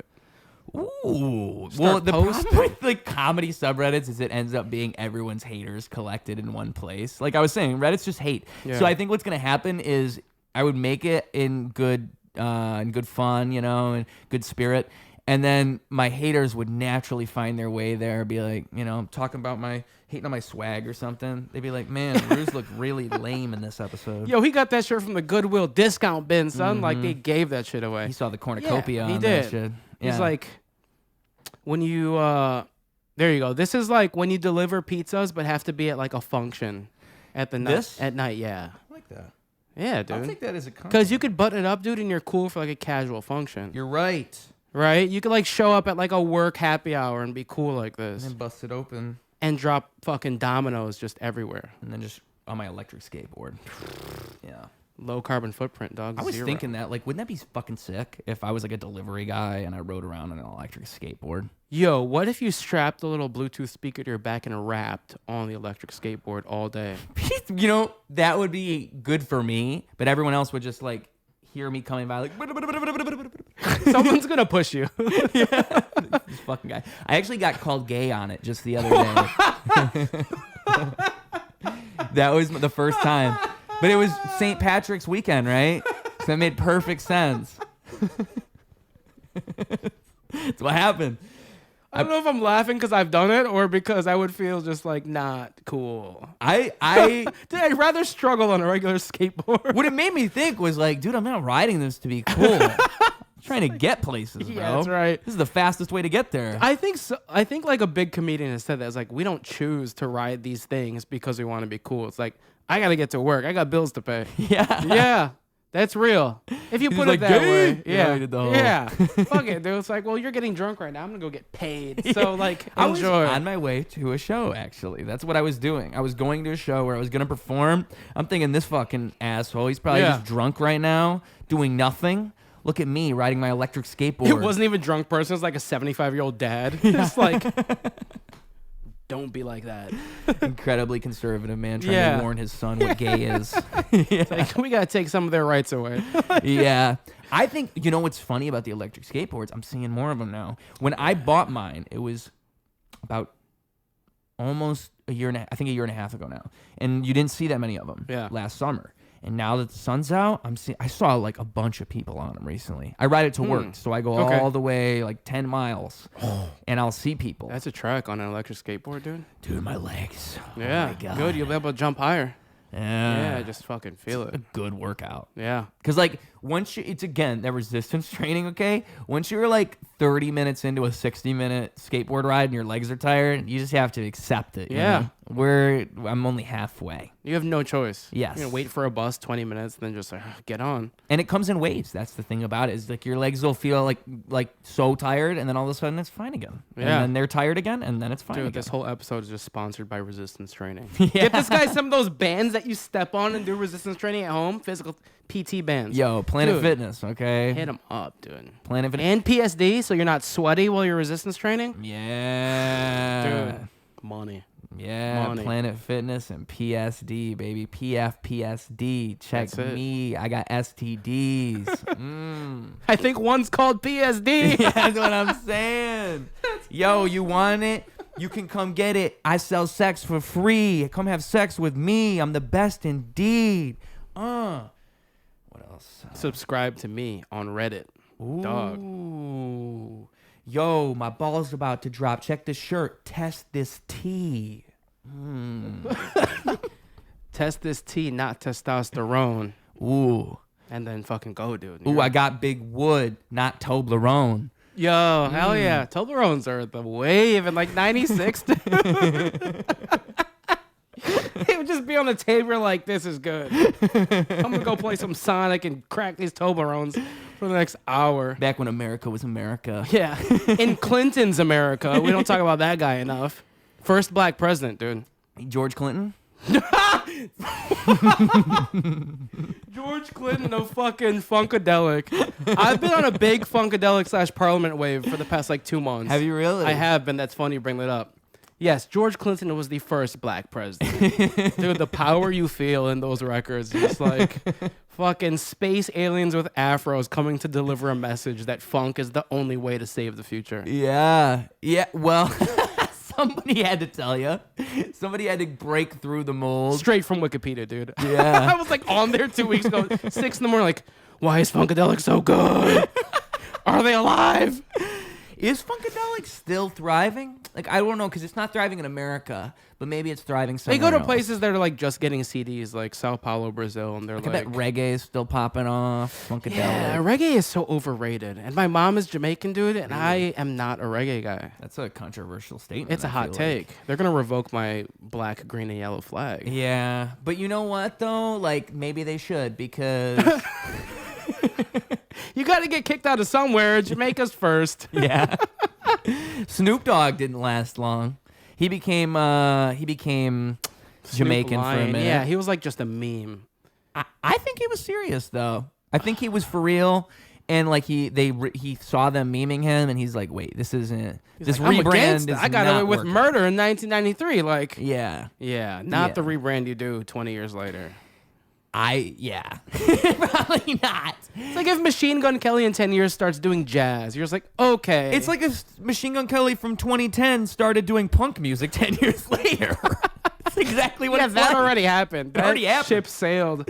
You just don't completely... You have to be really good at another genre if you're going to completely switch it.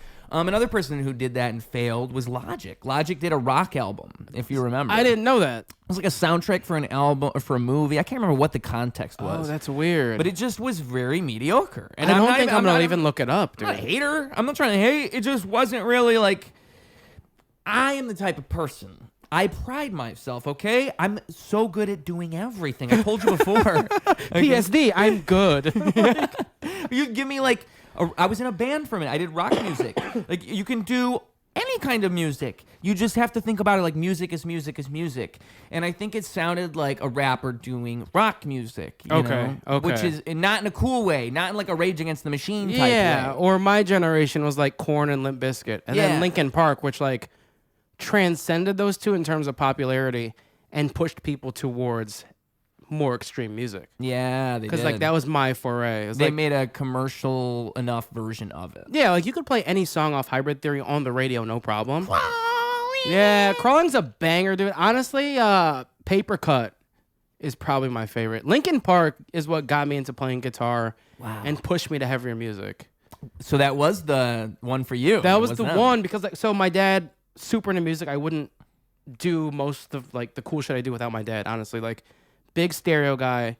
Every Saturday, Sunday, we'd go to the stores. He'd get new speakers, new equipment, whatever, and we'd run through his CDs, which was everything like Parliament to The Police to Prince to like Sade to fucking Miles Davis, Duke Ellington, like Kenny G.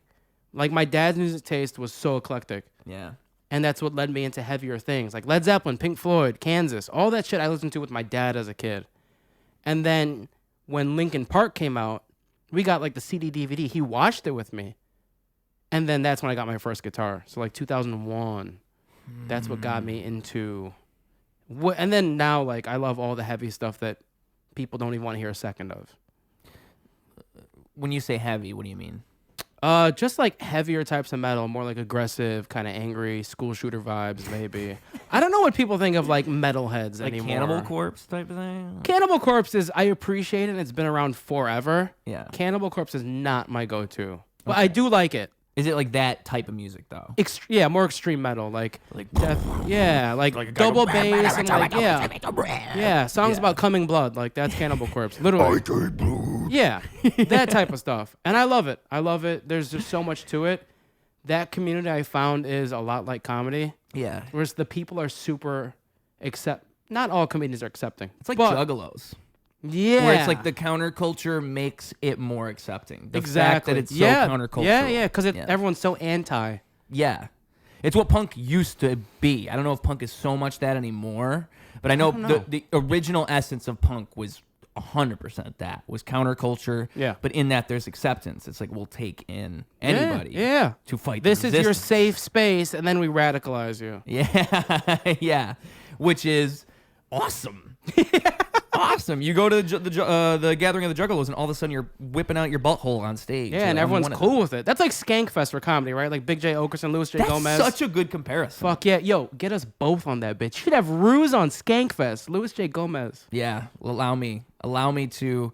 You mean like music? Dude, what do you mean? You can do whatever, though. Skankfest is like just a cornucopia of freaky-ass different people. Yeah, it's Fruit of the Loom. That's right. The 90s version, dude. Yeah. They've got music. They've got comedy, of course. They've got podcasts. They have like just porn shit, I'm sure. Oh, I could just do like a mixed media, like 15 minutes. I'll like bring somebody on stage. We'll do a 2-minute podcast. I'll rap a song. Dude, I'll you show should my butthole. freestyle about chicks twerking.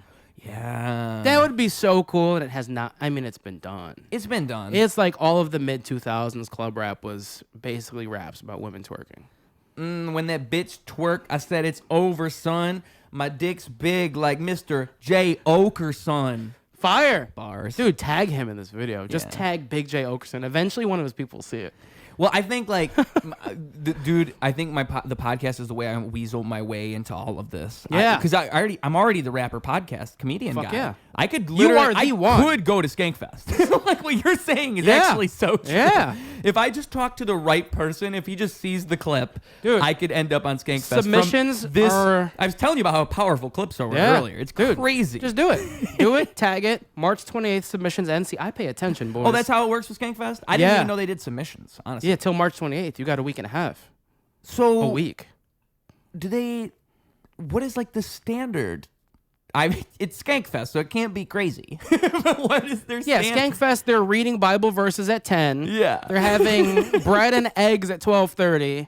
And they play like badminton. And then pray and then go to sleep. That's Skankfest. Exactly. For the people who don't know. If you didn't know, Louis J. Gomez and Big J. Okerson are fanatics. They're doing yoga. Yeah. Tai Chi under the tree. Just like fucking daily affirmations with the boys. But that's what I'm saying. Is they're like, no, can anybody submit? Yeah. When the people who they pick is what I'm saying. Like, does it tend to be people with big followings? That's kind of what I mean. Like, does it seem like they're booking people that have like big followings? Because I'll submit. I mean, shit, I might as well. But I just don't. So I know they have like main acts that they book that are like already known. But I think as far as like, there's smaller showcases throughout Skankfest, and there's events happening.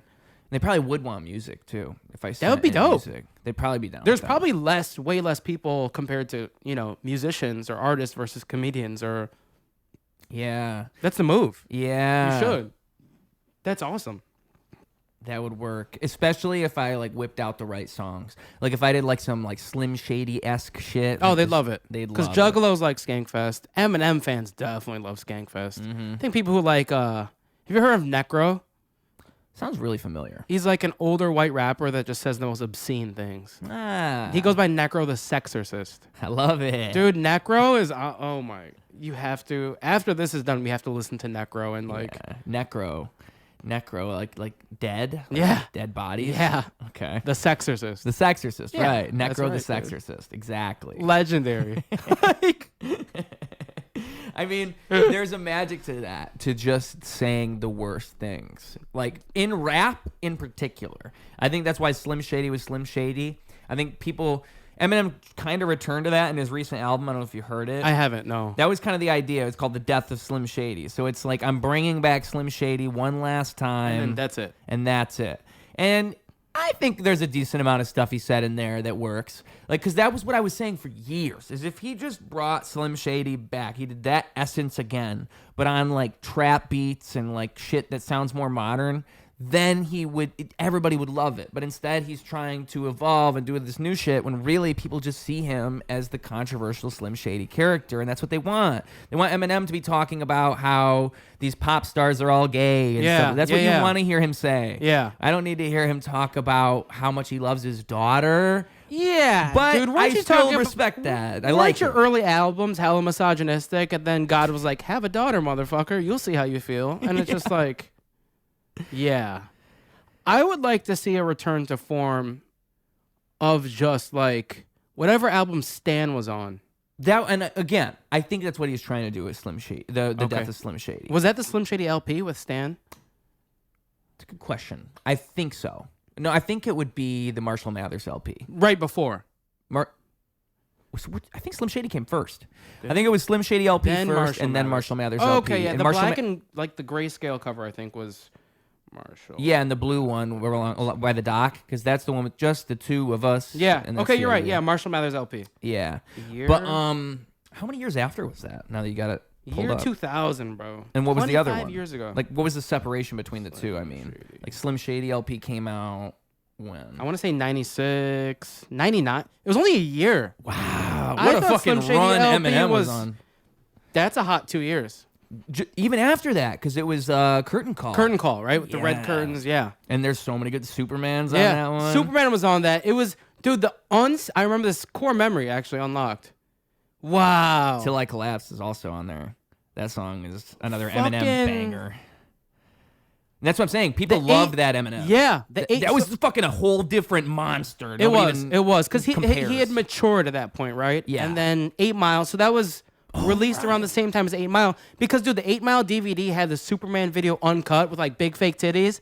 And it's just like, You this remember- is that my, was your- these that's are the my- core memory? These are my earliest memories of being horny. It's just like, blondes, dude. That's it. Never even dated one. Yeah. Never even... You know Eminem's into blondes. We all know. Yeah. But that'd also be kind of weird because his daughter is like probably looks like what his type was in 1999. Yeah. This is his curse. All the misogyny, and now you kind of think your daughter's hot. Right? I have to imagine Eminem gets a little pissed too, like when he sees people like talk about his daughter, because like his daughter turned out to be a hot blonde girl, so Yeah. it's like kind of like Pretty ironic. normal and married like a normal dude. Yeah. And he's like, wait, your dad is Eminem? No, it's just Marshall. It's dad, okay? And he's just like, weird. She got a podcast now. Does she? Hi, my name is or something. I Of forgot what it course. was. Of course. It's Eminem related. Couldn't she be original, Haley? Come on. I forget what it is. It's like it's something related to it. I think I got it wrong, but it's something like that. If it's Hi, My Name Is, dude, I'm going to punch my monitor. Like a hole right through the monitor. Hi, my name is, and then her name. I mean, it's again. It brings me back to because I never finished that point that I was saying earlier. I think it was like the beginning of the show with the podcast thing. Because I was saying how I mentioned Tim Dillon to you, and then we went on a whole different tangent. Yeah, the weed is crazy, dude. But Tim Dillon said on his podcast around like I remember 2020, 2021, he was saying like, don't start a podcast now. They're over. Like Joe Rogan, don't believe all this. Like you're seeing these successful people doing podcasts. This is the boom. You missed it. It's over. I don't think that's true. And that's what I was going to say is when I had Mercado Goods on my show and he was telling me about how he thought podcasts were the next big thing, it clicked in my brain because it's like, he's right. All these celebrities are doing podcasts now. Yeah. You're seeing people on podcasts you'd never see before. Like even... I mean, really, I think the politician thing is what really broke the wall down. And if you trace it back, it was actually Bernie Sanders who did it first. Bernie went on Joe Rogan in like 2016, 2017. Yeah, he did. And it was a big deal because nobody had ever really seen a politician on a show like that. Right. Someone with such a voice to risk. And Bernie was in his prime at that moment. He was in his bag. Yeah, like everybody was behind him. Yeah. And so to see him in that format was kind of crazy. And people were even saying around that, like, damn, like it's kind of, this is what podcasts are now. Like we can just talk to anybody on, like, this is almost like the news. Yeah. And that's what like you would expect the news to bring on a politician, but instead you're saying, and then now it's the fucking president. The president was on a podcast. That's the wave. It's just, and that's what's happening. Yeah. And before that was RFK was doing podcasts. Even to the point where Kamala, she ended up having to do podcasts because everybody else was doing them. it's like it's a missed opportunity if you crush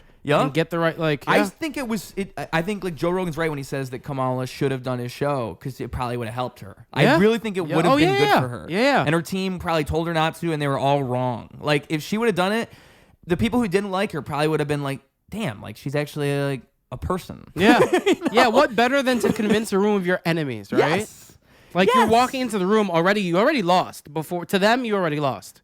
But you walk in and sway them, you got that dog in you if you can do that. But the thing is, Joe Rogan wasn't even going to ambush you. He's not even going to make you sway them. He's just going to talk to you. Yeah. And that's what would have happened. It would have just been that. Conversation. And the fact that like that's the world we're in now, where podcasts can just be a thing where you can talk to anybody and anybody can appear on it. Like as we record this, I think it was within like the last 2 weeks, Bill Murray was just on a podcast on Joe Rogan. Okay, yeah. In fact, Bill Murray doesn't even do interviews. And now he's doing a 2-hour conversation because of the influence that these things have now. Right, It's just the way it is.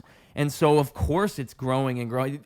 Actually, also as we record this, fucking Gavin Newsom just started a podcast. That's also wild. It's wild. Because he's trying to appear more relatable and to appeal to more people. And it will work. I guarantee you it's going to work. Because people who felt like, oh, I don't like Gavin Newsom, I don't like what he does, they're going to watch that show and be like, oh, well, I watched him talk for an hour. I didn't hate him. Yeah. And that's going to be their new opinion fresh of him. perspectives to people. Yeah. It's crazy. Now I think that within the next 2 presidents, this is going to be the presidential podcast. Yeah. They're literally going to actually start doing the debates on pod. Because I've heard that idea floated, but we're actually getting towards the realm where it's like that's going to reach the most people. It'll be better. Of a neutral mindset. Yeah. And then just watch the people be people. Mm-hmm. And like they can have whatever. They have their plans, whatever. But just seeing them be people. Yeah. That will be a thing. Which is why I was saying, like, I don't even know how much I hate the idea of like a celebrity president, of like the world we're in where anybody can become president. In a way, it makes perfect sense because we are like identifying with people as people. Like, it's kind of hard to do a show where you talk for a long time and then not appear as yourself. And like the reason people like The Rock so much, with him as an example, is because he's so relatable to people. You know, they see him, they've seen him on WWE forever. He's been in movies. He's a guy that people identify with because he just seems to appeal to everybody. He's just a cool dude. Like that's the general touch you get when you think about The Rock, is that he just seems like a good hang. Yeah. But then I think if he were to make that transition, the movies would have to stop pretty soon. I think he's getting to that point where the movies are getting progressively worse. With every Fast and the Furious that comes out, is just like... Yeah, his agents are doing him wrong. The Rock could probably turn it around. I liked it better when he was the Tooth Fairy, you know? I liked it better. Dude... That versus Vin Diesel and the Pacifier, dude. Vin Diesel Pacifier is a banger. Now you're unlocking a core memory of mine. Banger movie. The Peter Panda dance? I had that on DVD from the library. Fire. Yeah, that's a core memory. That is such a good movie. It is. For people that don't know, that movie is about Vin Diesel becoming a babysitter. And it is so good. He was like a CIA guy, and he ends up being the babysitter because like his best friend died on a mission, and then he becomes the protector of the family because he had like some secret file in his basement that like Russian spies wanted. That's his best movie. That's better than all the Fast and Furious put together. And I love Fast and the Furious 1 through like 6. I do. Yeah. I have to.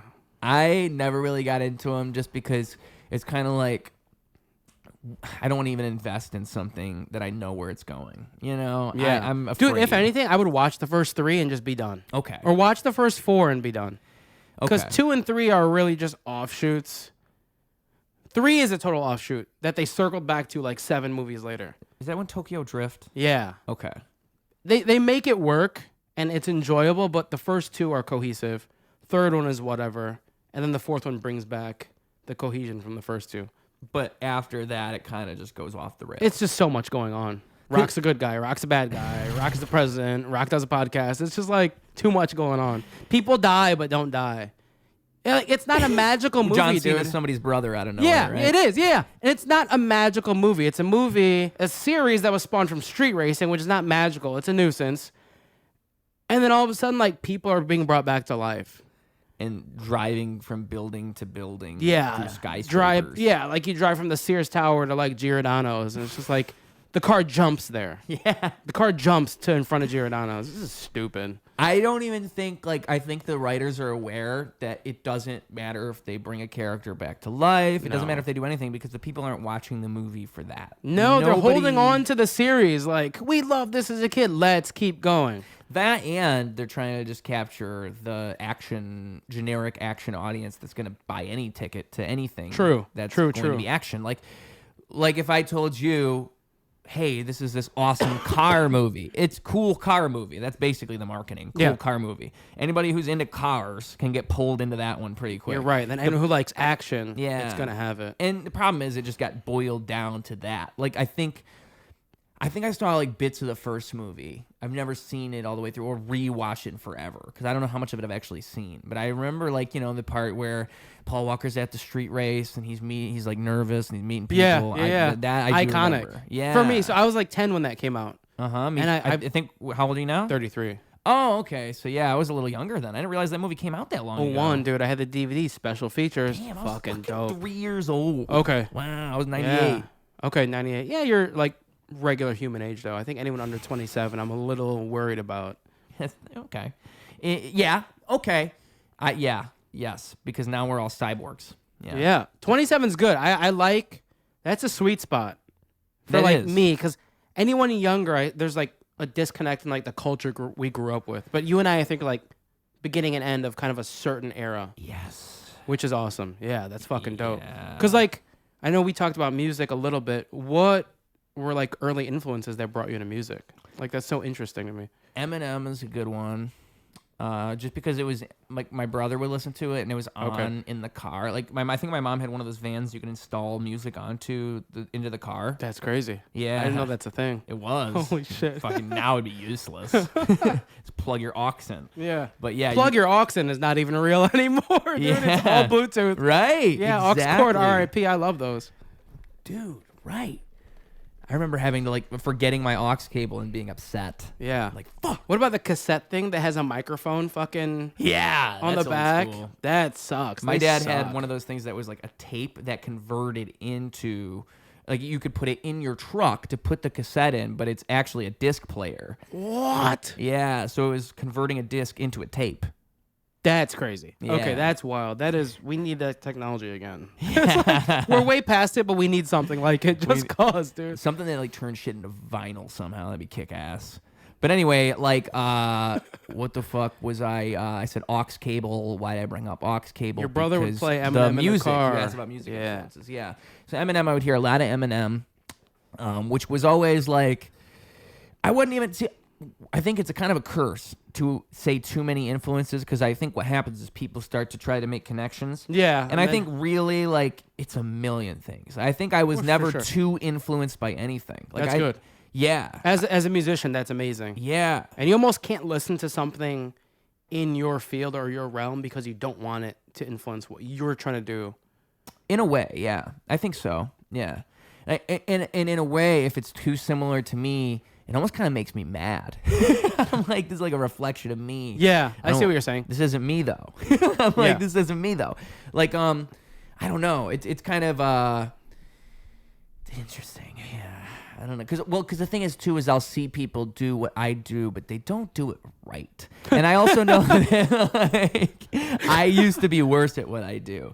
Because there's a certain finesse that I have with, like, the way that I write shit. I try to never quite say things. It's like you have to, like, walk the line just right enough and have just enough artistry to it. I think, like, good writing is always that. It's always, like, being just hands-on enough to know, like, you're being specific. Like, you can tell what I'm talking about, or you can interpret something out of it. It's not like I'm being endlessly vague, but also it's interpretive enough to where you can draw your own meaning. Like a good joke, you shouldn't know what the comedian's actually thinking. You should know what they think is funny about the thing they're talking about. Yeah, and you don't want to over-explain something. Exactly. You can't force-feed it, but it has to be intelligent enough where they're willfully just like ingesting that. Yeah. And then having thoughts about it. Yeah. Because those thoughts don't just die once you leave the room. Exactly. And it's about that chain reaction that you're creating. That's what the art is. That's where the magic is in there, in that chain reaction of ideas. Like, that's a spiritual thing that you're making happen. You're manifesting it. And so, like, I just see so many people, like, fucking, they're just being so endlessly vague, like, trying to be artistic. They're not actually saying anything at all. Exactly. Or they're, like, too intellectual and they just get too specific. It's I like, don't want to have to Google something to understand your song. Yeah. If it's like a reference here or there that I have an idea this is a good reference, but I don't fully understand it, I will. But if it's 4 minutes and 38 seconds of just like, I got to look up all this shit. That's why Eminem was such a good songwriter, because he would mention things that were like in the cultural zeitgeist, but he would, you didn't even have to really know what he was talking about to still enjoy the song. That's right. To the point where you'll hear the song 15 times and then you'll be like, oh shit. Yeah. Or you That's listen what to he was something doing. now, the whole like, fucking bring up like Christina Aguilera would sit next to him and Carson Daly, VDs and all this shit. And then, you know, listening to that 25 years later, like, they did have like a brief thing that like supposedly didn't happen, but like, it like fucking transports you to that time. And that's what good art is, right? It's timeless. Right. Yes. It can carry you to that specific moment, whether it be 25 years ago, 40 years ago, and you're just like, wow. Yeah. Yeah. And so, like, in my mind, it needs to kind of be separated from preconceptions and shit. You kind of just need to make things and just let them find themselves, you know? But like, I think the best artists to do that. I think, like, one person, it's funny because I think my music sounds kind of like his, but I didn't listen to him for the longest time, and it's Mac Miller. It was right around like 20, right after he passed away is I think when right before he passed away, I think I started to listen to his albums, because there was that song, it's like a sexual album. It's about the divine feminine, I think is what it's called. Yeah, where he had the song with Ariana Grande. I think he had a woman featured on like most of the tracks on there. Because he was dating her at the time. Yeah. And just like, it's such a maturation. It's such an evolution of his earlier shit. And then he just kept going in that direction. And he was so good at being so like endlessly creative. You couldn't predict what he's going to do next. Right. There's no preconception behind it. You can tell it's just like based on what he's feeling. And that's when you find, that's like, to me, that's songwriting. Like, that's it. It's just allowing it to come to you, you know? And there's so much shit now because like anybody thinks they can do anything. Right. For better or worse. We can all become a comic. We can all become a rapper. We can all become a filmmaker. We can all do anything. Right. Well, because everyone has ideas, right? Oh, and everybody has access to a platform now. And I think people that are willing to start in art have a level of delusion and of grandeur in their head where like, I can be the next Picasso. I know it. And again, they'll sell it to themselves every fucking day. And for probably 95%, nothing happens. Yeah. And then those 5% that stand out because of whatever, or that push themselves enough to where eventually they do stand out. Because there's a gift and then there's hard work, right? Like talent versus hard work. Something that's big in like bodybuilding is like, okay, there's guys who are genetically predisposed to be a certain way or to look a certain way. And then there's guys who fucking bust their ass day in, day out, blood, sweat, tears, until they become similar to that person. Yeah. There's actually a sweet bodybuilding documentary I watched, Generation of Iron, probably like 10 years ago. Okay. Whereas like the most talented guy won. And there was a guy who was practically homeless and lived out of gyms and got to that guy's level. And it's like the guy that did win looked good from rip, like off the rip, looked good, had a good physique, built muscle faster, had like muscle connections in more aesthetically pleasing like ways. It's crazy. Yeah. And it's kind of the same thing with art. It's like there are people that can work really, really hard and become something. People who are willing to be homeless for their art, I think, have more of a push than people who are just good off the rip. Yeah. That don't have to be in these like fight or flight situations in order to create good things. Yeah, and I think like it's kind of like too you need that skill set if you were to be successful anyway.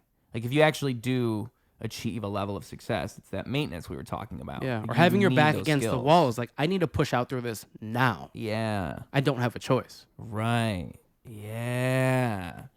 Because like it's like a puzzle. It's like a problem solving game every single time. Is like, how do I do this in a way that will work, you know? Yeah. Like you, for example, you're confident in your ability as a rapper and an artist. Yeah. Could you go on a 45-day tour right now where you have a Yes. day off every 2 days maybe? Yeah. Okay. Absolutely. Okay. The only problem would be I couldn't book this show. Yeah. Yeah. That would be the problem. I mean, also like if we're talking logistics, I don't know how I'd get around. I don't Figure have a that vehicle. all that is covered, just you had to perform 45 days in a row starting tomorrow. Yeah. And someone calls you like at 8 o'clock tonight. Hey, I need you here tomorrow at 8 a.m. Everything is covered. Just show up. As long as everything's covered. Like as long as my dog and my cat are taken care of. Yeah, you just have to perform. Yeah, absolutely. That's dope. I have no doubt in my mind. That's a good place to be then. Yes. Because your back would be against the wall. Yeah. Yeah, but it's about perspective, really. Like if you don't think of it that way, because I would just think of it as an opportunity. Yeah, I wouldn't yeah. even think of it as my back against the wall. I'd be like, thank God, finally someone recognizes my And you would greatness. make it happen regardless because it's Yeah. something you want. Yes. Yeah. Like as fresh as I am at comedy, if someone said, hey, I need you to do 11 days, 5 minutes, maybe some of those nights you have to pull 10, I'm going to make it happen, dude. Yeah. 5 minutes is whatever, 5 minutes. But to do it 3 weeks in a row, no break, and be good and like not fuck up an opportunity, I would force myself to do it. Because in a way, you're proving something to yourself just as much as you're proving something to everyone else. Right. You know, just the fact that you're doing it is an affirmation to yourself. Like, this is the path that I'm supposed to be taking. Yeah. And you can step up to the plate. Yeah. Because if you don't, you didn't. And or if it never happens, you know, like you want these things to materialize. Exactly. You know? Exactly. And like, it's so easy to get outside of the moment and like idealize things like, oh, I wish more people listened to my songs. I wish more people booked me. But just the one booking, like just that is such an opportunity in itself if you look at it that way. If you don't look at it negatively, like, oh, damn, I wish I was doing something bigger than these 20 people in this room. But think these 20 people in this room could remember this forever. Exactly. That is the better perspective. It's always, to have. making that impact Yeah. in one way or another. Even if it's a negative, if 3 people and if 5% of a room thinks negatively of you, maybe more, maybe if 80% of a room thinks negatively, they still felt something. Right. And the name's going to get out. Like I say, like no publicity is bad publicity. Yeah. I think that still does hold true because the eyes on you of, okay, you say something bad, 50 people watch you and hate you, but they still watched you. And then 50 other people are going to love you. Like the attention has to be there at some point in order to push in any direction, whether it be backwards, 2 steps forwards, 2 steps backwards. It's like you need the eyes on you still. Yeah. Yeah, and I think it's proven time and time again. Like, you know, even like so say like the news media goes against one person because they've done it over and over again. But it's so counterintuitive because every time you do that, you just advertise them for free. Exactly. All the people who didn't already know who that person was now know who that person is, and they're going to look into that person. Yeah. And there are going to be people who are like, oh, I agree with that. It's just inevitably going to happen. Right, if you right, really right. didn't like something, just leave it alone. Yeah, don't even give it the energy. Yeah. That's the thing. Because, like, that all press is good press. It really is. There's going to be so many more people. Like, I really think when they banned Alex Jones in 2016, that was so stupid because you're just making people think all those people who already believed Alex Jones are going to go, he is telling the truth. Yeah. They are wouldn't be mad against if he him. wasn't. Yeah.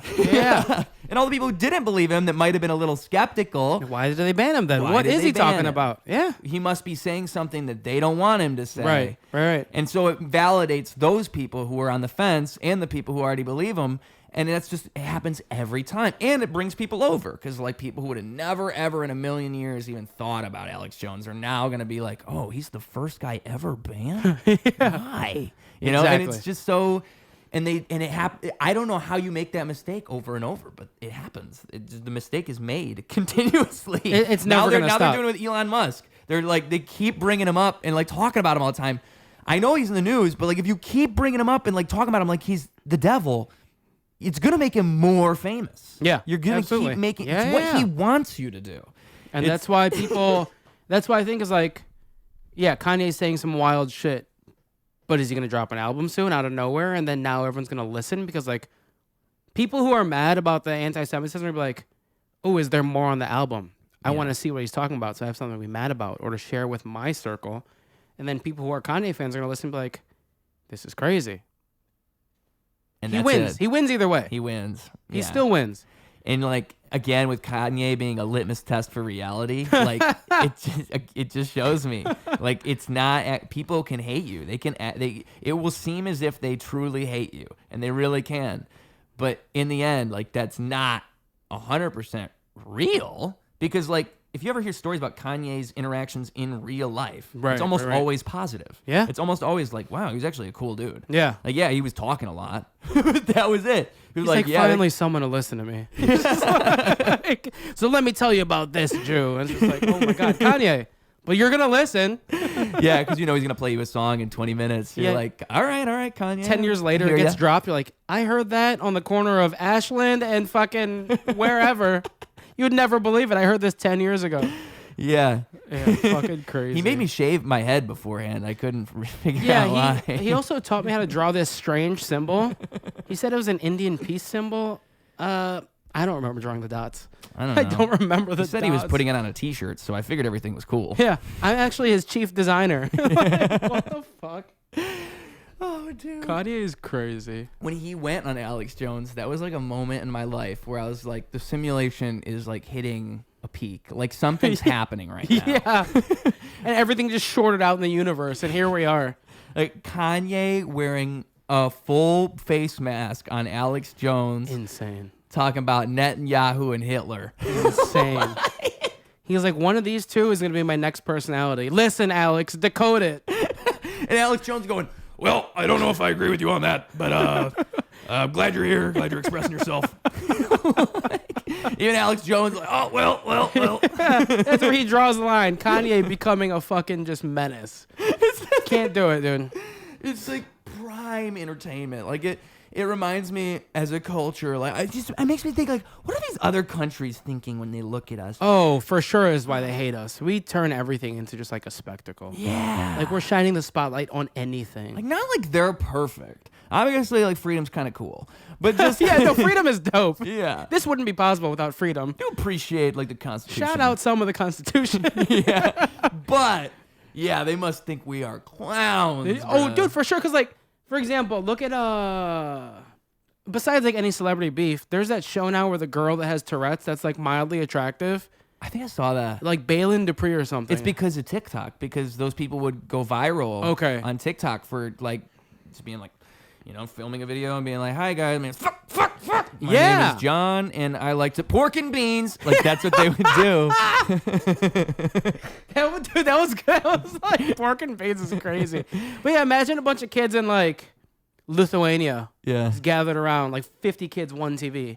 Yeah. And they see commercial for that, like, yo, they're fucked up. I'd rather we all share one TV than fucking pork and beans, you know? It's like, first of all, what are pork and beans? Second of all, why is he screaming it at the DMV? Like, and there's a lot of people who I think fake Tourette's now because of that, right? Like, yo, if I can really sell this, I could get a show. She has to be the only one. Did you see how I just sold it just now? I think Pork I can and beans pull is it good. off. Well, you have to say like, so you have to like say, because this is what I think they're doing. This is I think what happens when you really have Tourette's is your brain naturally says the wrong thing, but like it gets stuck on things. Like you're having a thought loop, like when you're on psychedelics, like temporary schizophrenia, right? You get stuck on something. So it's like, you know, I would say like dick, and then I would like just keep talking, and I'm like dick, and then I would just keep talking. Dude, have you been practicing? That's fire. I've just seen these people enough good. times. That's good. That's really good. And then it's the tics, like that's what gets them views. It's like if I went like that, and then I like, you know, said like suck my toe, and then it's the rhythmic part of it. You've got the getting inflection. Down. It's the up It's and good. down. Yeah, like you've seen way more clips than I have. I've just been like, this is funny. I need to stop watching this. Yeah. Well, this is not productive. It's not. This gets me nowhere. It's very close to that NPC shit that people do, except the real Tourette's people are doing it. They actually have it. I think that NPC thing on TikTok, you ever see that? No. Oh my God, dude, it's like actual brain rot. So what it is it's people who go live on TikTok and they're doing kind of what I just did, where they're like saying random phrases, except like it's like an NPC. That is so it's creepy. Like, now I want to watch. Yeah, it's weird. But it's like, it's brain rot because you're just going to waste so much time watching it because it's nothing. It's literally nothing. It's like if I had, it's an NPC, so they have movement like this. Like like NPC movement. And then recycled dialogue like, hi, how are you? No. Hi, how are you? Thanks for the flowers. No, dude. Thanks for the flowers. Couldn't do it. I need to go for a walk. My doggy is cute. No, dude, I feel like I'm being like possessed by something if I watch that. Yeah, like that's what I'm saying. I feel like it's the devil. Yeah, for sure. Like, that it's shit like is pure brain rot. draining your soul through the monitor. Just like 3 minutes in, you're fucked. I think if you're watching that, you're an NPC. You have to be. Mm-hmm. Oh, look, someone is like me. Like, I'm not alone. They're sending them gifts, bruh. They're like, it's sad because it's like little kids. It's kids. I think like that's creepy, bruh. dude. Like what the fuck does that do to a kid? Like, you know, they just watch enough NPC shit for 10 years. That's fucked. I don't want these kids to grow up.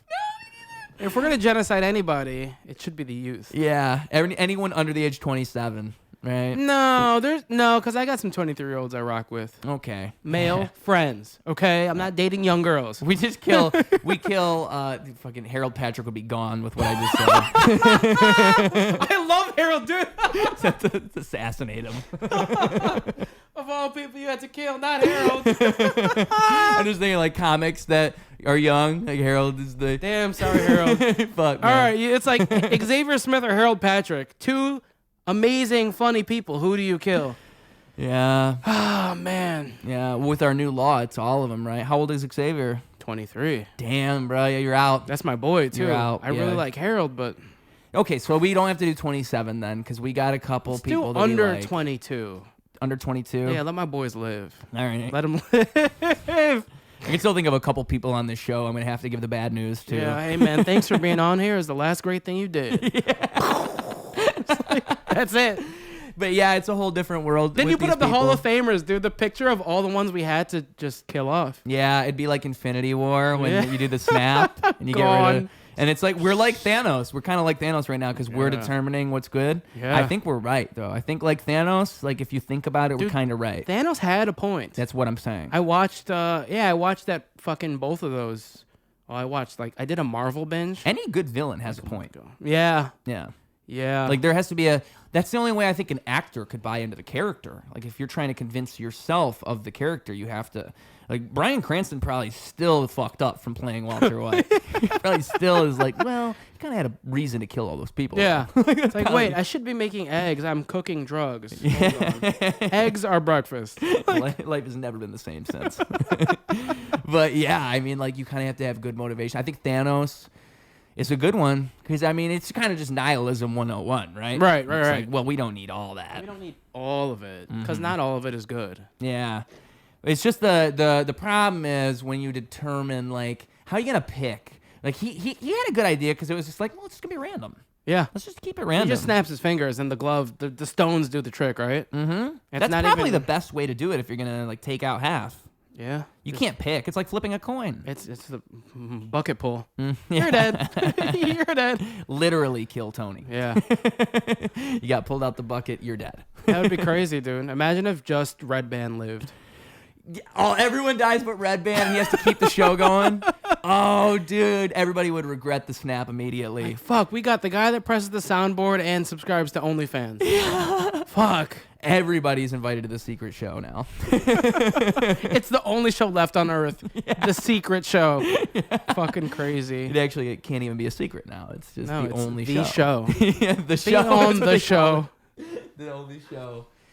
Oh, dude, Redban. Redban. Redban's like, is he even a comic? Does he do comedy? Because like I know that he was on Joe Rogan like as the sound guy, and then it became Jamie, and then I know he's on Kill Tony. I think he just produces. Yeah, but he's so known within that world. Yeah, yeah, that's what's interesting about it. He says funny shit. Mm-hmm. He couldn't stand up for 51 minutes and deliver. Yeah, like he can't do stand up. He literally can't stand up. Yes. Yeah, but he doesn't need to. He doesn't need to. His bread is buttered. Yeah, even by the OnlyFans girls. Yes, there's been a few people who I'm sure have followed up with Redban on those offers. Oh, for some opportunity. Yeah, dude. Like, guys can't suck their dick to the top, and women should not. They should not. Yes. Do not sell yourself short. You're a princess, and you deserve respect.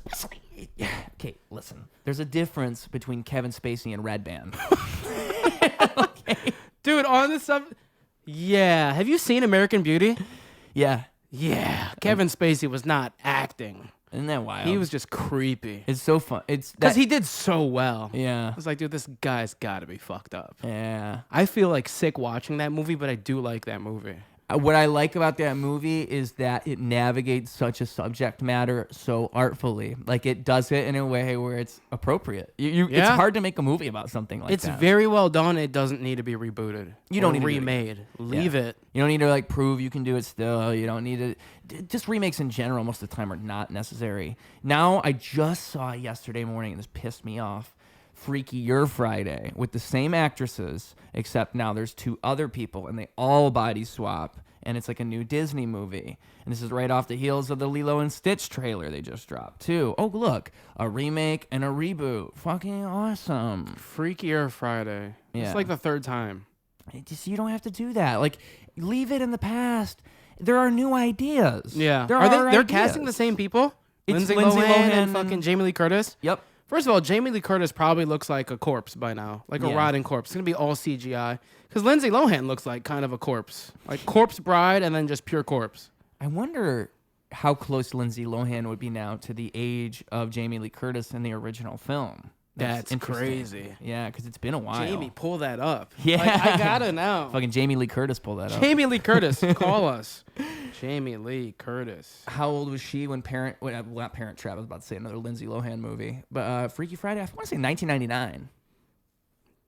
Let's see how good you are. 1999. And then 03. Oh, shit. Which was 32 years ago. She was 34 in that. Okay. And Lindsay Lohan, dude. Lindsay Lohan now is, I think, 38. She's 38. That's wild. Older. That's great. That was not what I would have guessed. That's crazy. Wild. That's wild. So that's kind of a trip. The fact that Lindsay Lohan is in the older sequel is older than Jamie Lee Curtis was in the OG film. Wow. And it just shows you how unnecessary the whole fucking thing is. Like, yeah. Leave it alone. Their money's drying up, dude. The well's running dry. They're like, let's do Freakier Friday. This is what I think is happening. Like, I think they're trying to do a rebranding of Disney. And they're trying to, like, show... I might be wrong. I think deep down they know that these remakes suck ass. I think deep down they... Like, even looking at Snow White now, they just put so much money into it. They see that people hate it, but they have to release it anyway because they already invested so much into it. Yeah. But this keeps happening over and over. It happened with Lion King. It happened with the Lion King sequel. It happened with Cinderella. Well, someone's going to like it, right? Someone's going to like it, but it's just the diehard Disney fans. It's not the casual audience. No, you're going to get the kids. People. Like, yeah, you're just junior getting high simple. kids now are going to like Freakier Friday. Then they'll go watch Freaky Friday.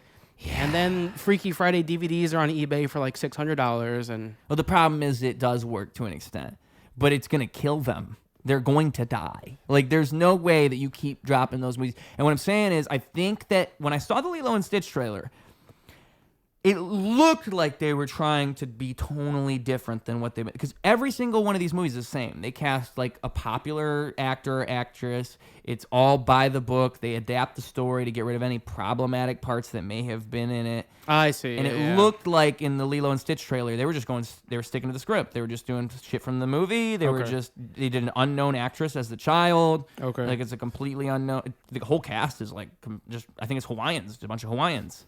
But like, that's what you should do if you're making the Lilo and Stitch movie. I just thought of just a group of Hawaiians just standing there outside of Harvey's office. Yeah. We got the job?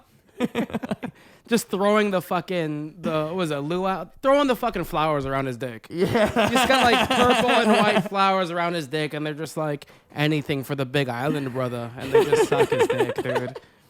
They just suck his dick with flowers. A Hawaiian orgy. That's beautiful. This time it's Hawaii. Yeah. That's the reboot, dude. That's crazy. But, okay. That's okay. I don't know. I don't know what's happening over there in Disney World. I don't know what they're doing. Disney scares me. It scares me. I'm scared of like women in between our age, like in our age group from 27 to 33 and beyond that still watch Disney movies. adults. Disney adults are scary. It's not even just the people who watch the movie. It's the people that go to the park. It's the people that buy the merch and go to the park. I worked with someone that went every year. That's different. Like, if you just watch the movies, that's kind of okay. Especially if you watch the classics. Okay. But if you, like... Would you date a Disney adult? That's what I'm saying. If they just watch the movies, that's okay. Really? I'm okay with that. I can't even rock with just the movies. Because I think the movies are all right. I don't watch them all the time. I don't make my life about them. Do you watch Lion King once a year, though? Not once a year. Okay, that's good. But if I watch like a good kids movie, like Enchanted, I'd like that movie. I'm like, this is fun. This is good fun. I watch that by myself. I don't give a fuck. Okay. Like, I might be too dead inside.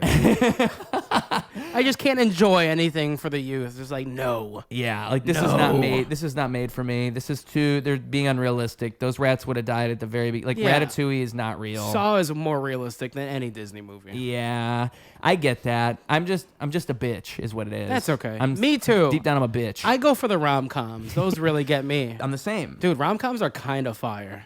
No, yeah, 100%. Yeah. Like, absolutely. It's kind of a shame that there hasn't been a resurgence of rom-coms. No, the last, like... There was that one with Jennifer Lawrence last year. If you remember that, it was called No Hard Feelings. Yeah, I like that movie. I thought it was okay. That movie made me... I never liked Jennifer Lawrence till I watched that movie. Yeah. I was like, she's kind of dorky. Then I watch interviews. I'm like, oh, she's like super dorky. Oh, she should do more comedy. Yeah, for sure. Yeah. What's another one? Fucking the Sydney Sweeney one. Sydney Sweeney. What was that one? Anyone But You. Oh, I didn't see that. That was like kind of when she was just getting popular because I didn't know who she was still when that came out. Yeah, like Euphoria, I think was her like put her on the map. Yep. And then Horny Dudes Are Everywhere. Yeah. And Angry Women, like, she's not that hot. If she didn't have tits, you wouldn't like her. I was like, first of all, I personally think she's pretty. Yeah. Whatever else is going on, cool. And she might be a terrible person. But I think for the role of like these rom-coms and all the roles she gets placed in, it's the perfect person. Yeah. Yeah. I mean, she makes perfect sense because she has enough comedic ability to do it. You know, again with Jennifer Lawrence, I think the other one was Silver Linings Playbook. If you saw that with Bradley Cooper, that is such a lover's film that I can't watch it. You didn't? Oh, you didn't like it that much? I didn't watch it. Oh, you didn't watch it? But I know like girls love it. See, I thought it was a well done rom-com. Like for one, it addresses like the idea of schizophrenia and crazy people in like a realistic kind of way. Like, of course, it plays it a little over the top because it's a movie, but it's like Bradley Cooper's character is a guy who's schizophrenic and he's got problems, and then his Bradley dad's Cooper, I like him too. and Robert De Niro's his dad. Okay, I'll watch it. I'm sold just on De Niro pre Dirty Grandpa, and fucking. Dude, that movie. Dude, Zac Efron with the jaw and De Niro just trying to fuck Aubrey Plaza. It's just like, if someone just pitched you that premise, we're going to get Zac Efron with a plastic surgery and Robert De Niro going after a 20-year-old Puerto Rican. They're like, we need this. Yeah. This is the movie America needs right now. See, I think that's why Hollywood keeps resorting to bad shit, because they tried a couple things and they touched the stove and their hands got burnt, you know? They're like, we can't do that again. No. We can't. But let's inch as close as we can until people love it. Yeah. Yeah. Bro, that movie's crazy. But yeah, rom-coms in that movie was great. Rom-coms really had, like, I think that's right at the end, because they don't really make them now. Like, it was like 2016, 2017 when that came out. And I can think of so many, like, even just like situational dramatic comedy. Just that. Yeah. Like Knocked Up or What was the other one? Adam Sandler when he was dying? and it's a comedy? It's situational. I mean, it's Adam Sandler. He's I think it was dying. Funny People. Oh, yeah, He's yeah, dying yeah, of with cancer, Seth and then Rogen. Seth Rogen's like an open micer that wants to like learn. I need to rewatch that because I saw that so long ago and I think I was too young to understand the movie. Yeah. And like now that I understand what they're trying to, because I actually watched clips of that movie not that long ago, just thinking like, what even was this? And it was kind of interesting because it seems to be a movie surrounded around the idea of open mics and what the life is like as a comic. I need to rewatch it too because I haven't seen it again and I was like not really caring. When you don't really think of Seth Rogen and Adam Sandler as people who came from that world. Right. So it's cool to see what their take on that would even be, right? Yeah. Like Adam Sandler did come from stand-up, Right. forever ago.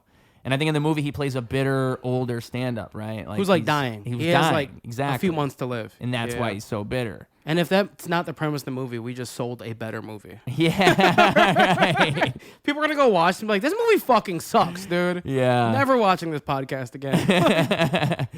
I remember one thing very specifically about that movie is the trailer gave away the whole movie. Like the entire movie. If you watch the trailer to Funny People, like if you're hearing us talk and then you go watch the trailer, don't. It will ruin the whole thing.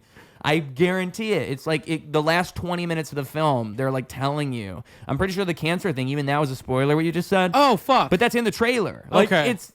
they tell you everything. That sucks. Yeah. I don't watch trailers now. I'm more of like a thriller horror guy. Like, I watch all the fucked up, like, French horror. It's like New French Extremity is a genre of just, like, pushing the envelope, fucked up stuff. Ooh. But they all have, like, a very deep, like, existential message. Right.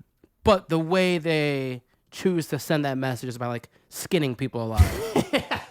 Like, very specific example. What was that movie? The Serbian film? Serbian film I've watched too many times for any sane person. I'm afraid to say. You only need to see it once, and even then you don't need to watch it once all the No. way through. But what I'm saying is it does have a message.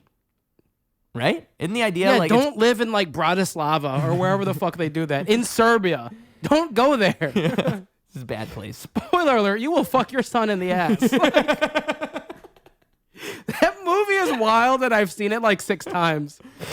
No wonder I'm single, bro. Like, That movie is so wild. That movie's on the list though. It's like on those lists of like the most fucked up movies you have to watch. yeah, it's bad that I have it on a hard drive somewhere. It's bad. in case they ever scrub it. They They've get rid scrubbed of the it. original version, dude. Really? There was a scene that's totally unacceptable. It's the baby one, right? Yeah. Yeah. And I don't know if that's a Mandela effect. It can't be. No, it's real. The baby thing's real. It's I've spoken gotta to 3 people that are like, that definitely happened the first time I saw it. How do they scrub that, though? And now that version does not exist. I've looked for it because I want to prove it's real. Uh-huh. It's kind of a hard thing to look up. Yeah. Serbian How do you film, Google original version. That's all I type. Original version. I don't. You don't want any other keywords. ChatGPT, did they ever fuck a newborn? That movie's so crazy, dude. Spoiler alert.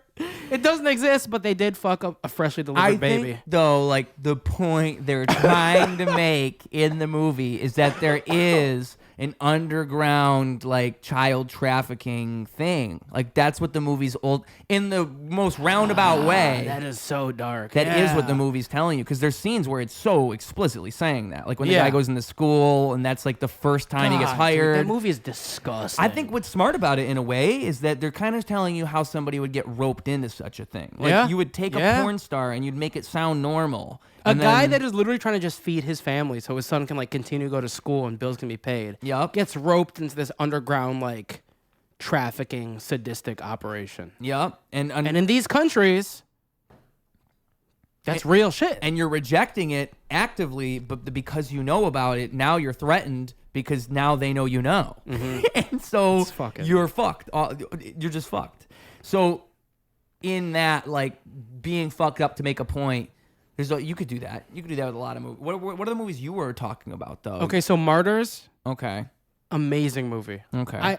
I think it's visually disturbing. It's kind of graphic in terms of what you're going to see, but the overall message behind it is super deep. I love that movie. There's some scenes that are really hard to sit through, but the message and the way it's all kind of just they tie the ribbon on it it's masterful. It's amazing work. Martyrs. And it's, you said, French? Yeah, I want to say between 2005 and 2008. Probably 2008. There was an American remake that was not as good. You just got to deal with the subtitles. Okay. And lock in for like an hour and a half maybe. And it's a dope movie. There's so many. I feel like as an American, I miss out on so much good shit. Like Chinese horror, or Chinese horror, or Japanese horror. Japanese, Korean, like they have insane. Just like, I mean, it's The Ring, it's The Grudge. Yeah, it's where those came from. But then when you go to like the fucking more underground, like the hipster Japanese horror shit. Like, oh, really? That's when you start seeing crazy shit. It's the same with most film genres in general, right? You just have to know where to look to find like the Yeah, once you go down the rabbit hole, it's endless. Yeah. Yes. There's things that you probably don't want to see. Yeah. There are things, especially with like shit like that. Where it's like you're getting into. I like gore porn. There's a certain amount of gore porn I can stomach. Not even like I find it to be gross. I'm just like, okay, like what are we doing here? Yeah, and they've kind of made that like. Are you familiar with the Terrifier series? I haven't seen it, but I'm familiar with it. Right, and that's all you need is like they've somehow made gore porn campy enough to be mainstream, to be like one of the biggest selling horror franchises since Scream. Yeah. Like, it's just surpassing all these old benchmarks in terms of, like, opening weekend and, like, budget versus, you know, money made. I don't like it. I haven't even seen the movie, but if I know it's gore porn and I know that's what's happening, I don't like it. Because I feel like it's just... It's because it's basic. That's probably what's happening. It is, and there's no depth, but they're selling the fact that there is no depth. Yeah, and that shit drives me nuts. But I mean, I get it. Yeah. Of course. But it's also smart they did that way because, okay, the third one came out last year, and this one broke records. And they said, okay, well, the next one, we're actually going to dive into the story. Of like, now we're going to make a movie. We sold you gore porn for 6 years. The next one you don't want to miss. It's like, dude, you reeled him in. So if they actually do that, that would be wild. If you I'm watching the next two. Yeah. I need to know why this guy is the way he is. I need to know. I'm too deep. It becomes like Saw. It's just fucking a never-ending story. He had cancer because you mixed up his diagnosis. Like, you fucked up his x-ray. And he died at the end. But no, he didn't. Because he trained 5 people. 5 main characters from the previous 4 films. The Saw movies are so... I didn't even realize how convoluted it was until I saw a YouTube video trying to string it together. And I was like, holy I've watched shit. one of those. It's like, we probably watched the same one. What's the order from 1 to 10? How should you watch it? Who is actually dead? It's like a 48-minute video of some guy who just like in his room watching Saw. Like, wait, I saw Amanda's shoe. She wasn't dead. It's like, actually, don't watch Saw 3D. They killed Chester Bennington. No. He died in the movie first. Like, that's fucked. I forgot they did that. Yeah. They had him, like, in a car and just, like, trapped in a car. And I think he went through the windshield or something stupid. That's so dumb. That is really... That's so 2010 of them. Oh, for sure. Let's get someone who's, like, kind of hot in the past 10 years. Yeah. Chester Bennington's got a legacy, dude. And he lived for, like, 10 years after the movie. He's, like, looking back on his career in his final moments, like, I'm proud of everything I've done. Including Saw. Except Saw. That was a selling point. My best friend is dead, and I was in Saw 8. Like, I'm done. Who am I? Oh, dude. The Saw franchise is I don't, are they gave it up. I think they're still, I read this morning Saw 11 is cooked. Like done? Lionsgate dropped it. I read that. This was the first thing I read today. Wow. I was mad. First thing he saw. First thing I saw was the end of Saw. I'm okay with it. I'm okay with it, but at the same time, I like every time there's another one of these sequels, I'm kind of, part of me is hoping they figure out a way to fucking somehow just flip the whole thing over again. Like if you could somehow do that, like just redo it and actually do it good, because rarely it happens. Like there was Blade Runner 2045. You saw that movie. Wasn't Ana de Armas in that? Yeah. That's the only reason anyone watched it. I'm sorry. I'm sorry. That's true. That's true. She's my celebrity crush. If she stalked me, I'd be okay with it. Dude, I waver because she is...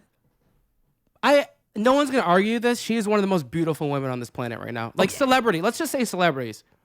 In like mainstream stuff, Ana de Armas is like top 3. Oh, yeah. Top 2. Mm-hmm. Maybe arguably just number 1. Like undisputed champion. Bruh. Fire. Oh, my God. What is her nationality? She's Cuban. 100%. Yeah. That's why Fidel wanted to keep him there, dude.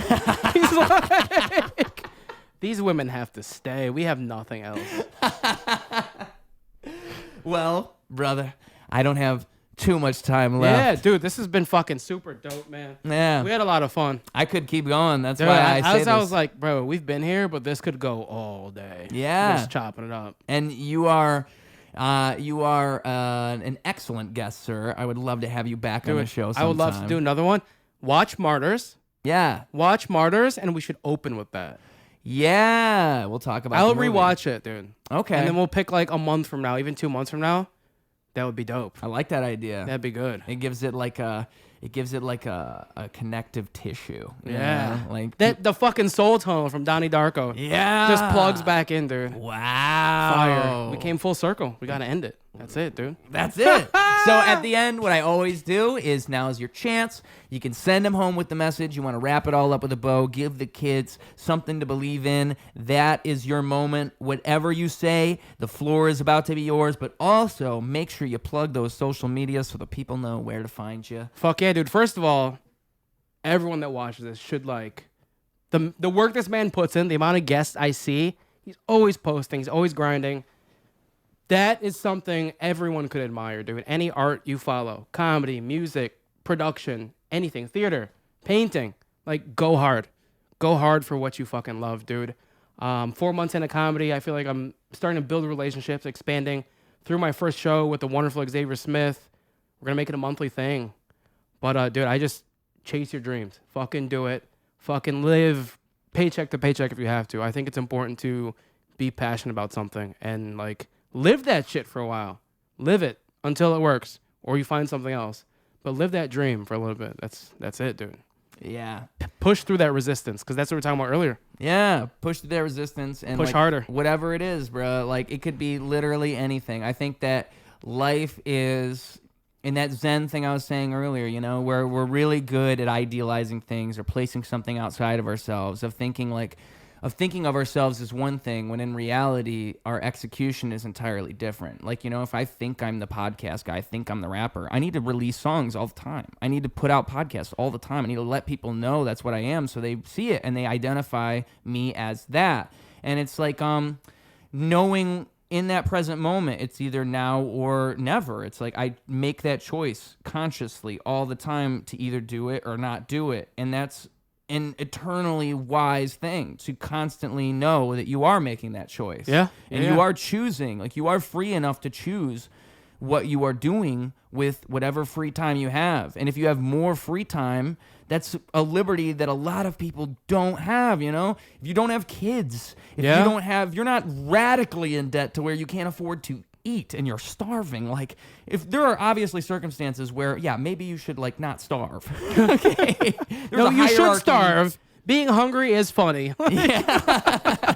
Maybe it'll make your raps and your comedy better. I don't know. I'm not a scientist. Okay? Back's got to be against the wall. Yeah. One time or another, it's got to. I will. Nicky B got jokes.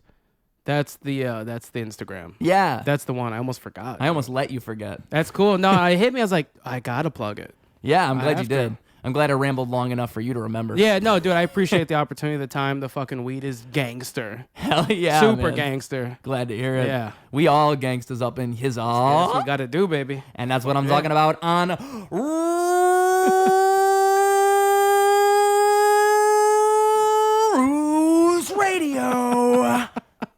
locking out. Double down, competition couldn't help him to rock. Missed the whole time, holy fell through the flock. That's an ordinary miracle, wealth to the block. It's a balance in the character that's calm and collect. It's apparent his caricature is lost in the